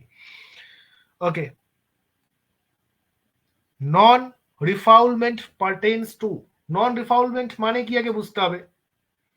নন রিফাউলমেন্ট বিষয়টা, এই রিফাউলমেন্ট শব্দটাই তোমার রিফিউজির সাথেই যায়। প্রথম কথা, নন রিফাউলমেন্ট মানে হচ্ছে আজ ধরে নাও আমাদের দেশে কিছু রিফিউজি আছে, কিছু অ্যাসাইলাম সিকার আছে বা কিছু আছে, তো তাদেরকে যদি আমরা না তাড়াই, রিফাউলমেন্ট মানে তাড়িয়ে দেওয়া, কিন্তু যদি না তাড়াই নন রিফাউলমেন্ট, এই রিফিউজির ক্ষেত্রে এই ওয়ার্ডটাকে ইউজ করা হয়, নন রিফাউলমেন্ট, ঠিক আছে?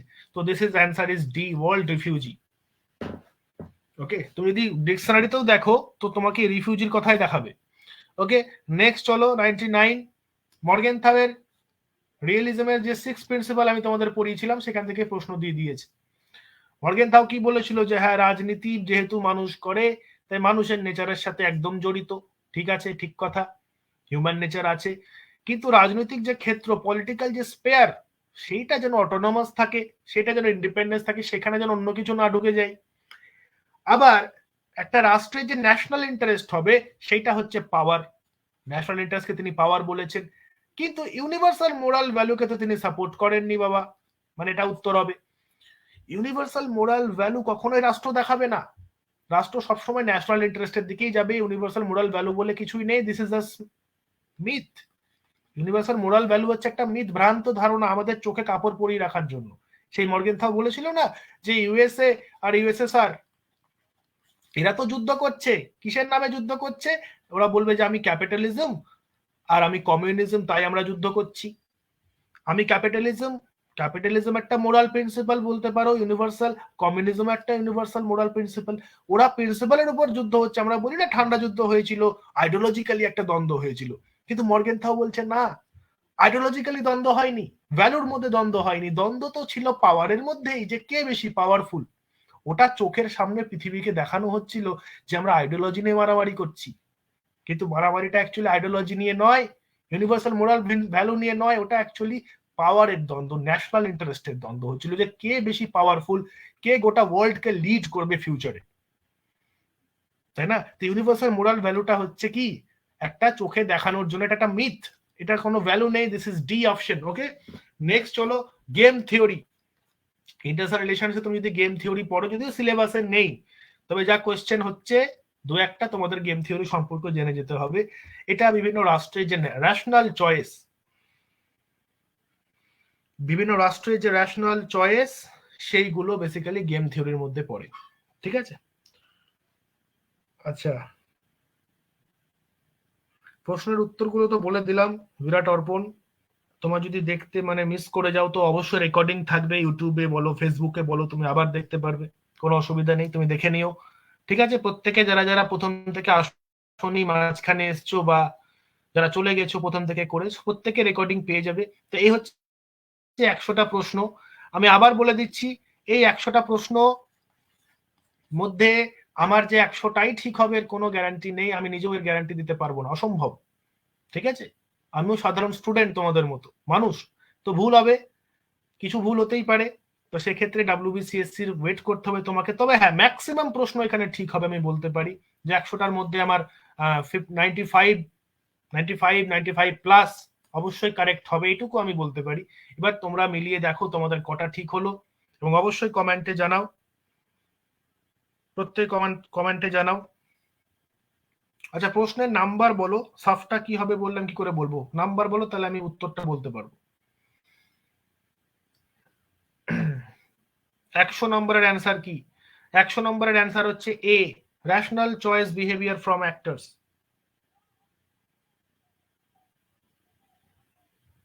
ওকে, ঠিক আছে, তোমরা রেকর্ডিং দেখে নেবে, আর কার কটা হলো কাইন্ডলি একটু আমাকে জানাও, কোনো অসুবিধা নেই, কোনো লজ্জা নেই, কিচ্ছু নেই, কার কটা ঠিক হলো বা মনে হচ্ছে কটা হলো সেটা জানাও।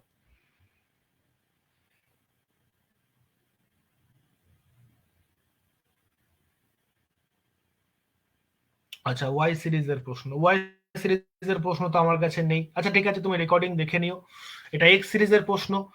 ওয়াই সিরিজ, জেড সিরিজ যাদের আছে তারা এই উত্তরগুলো খাতায় লিখে নেবে এবং তোমাদের সিরিজের সাথে ম্যাচ করে দেখবে কটা হলো, অবশ্যই গ্রুপে জানাতে পারো। ওকে, 878, কংগ্রাচুলেশনস এম কে মিড্ডা, অবশ্যই তুমি পাস করে যাবে, আই থিঙ্ক 78 মানে খুব ভালো একটা র্যাঙ্ক।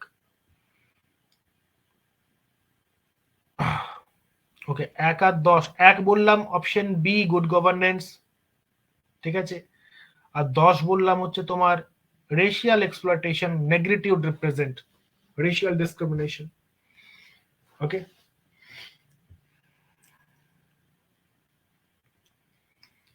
ওকে, আজকের ক্লাস কতটা হেল্পফুল হলো বলবে প্রত্যেকে, কারণ আমি তোমাদের জন্যই এই 100টা প্রশ্ন আমি নিয়ে আজকে সকাল থেকে দেখেছি কোনটা অ্যাপ্রোপ্রিয়েট হতে পারে, তোমাদের যতটা সম্ভব একটা আইডিয়া দেবার যে হ্যাঁ এই প্রশ্নের উত্তরগুলো এগুলো হবে। ওকে,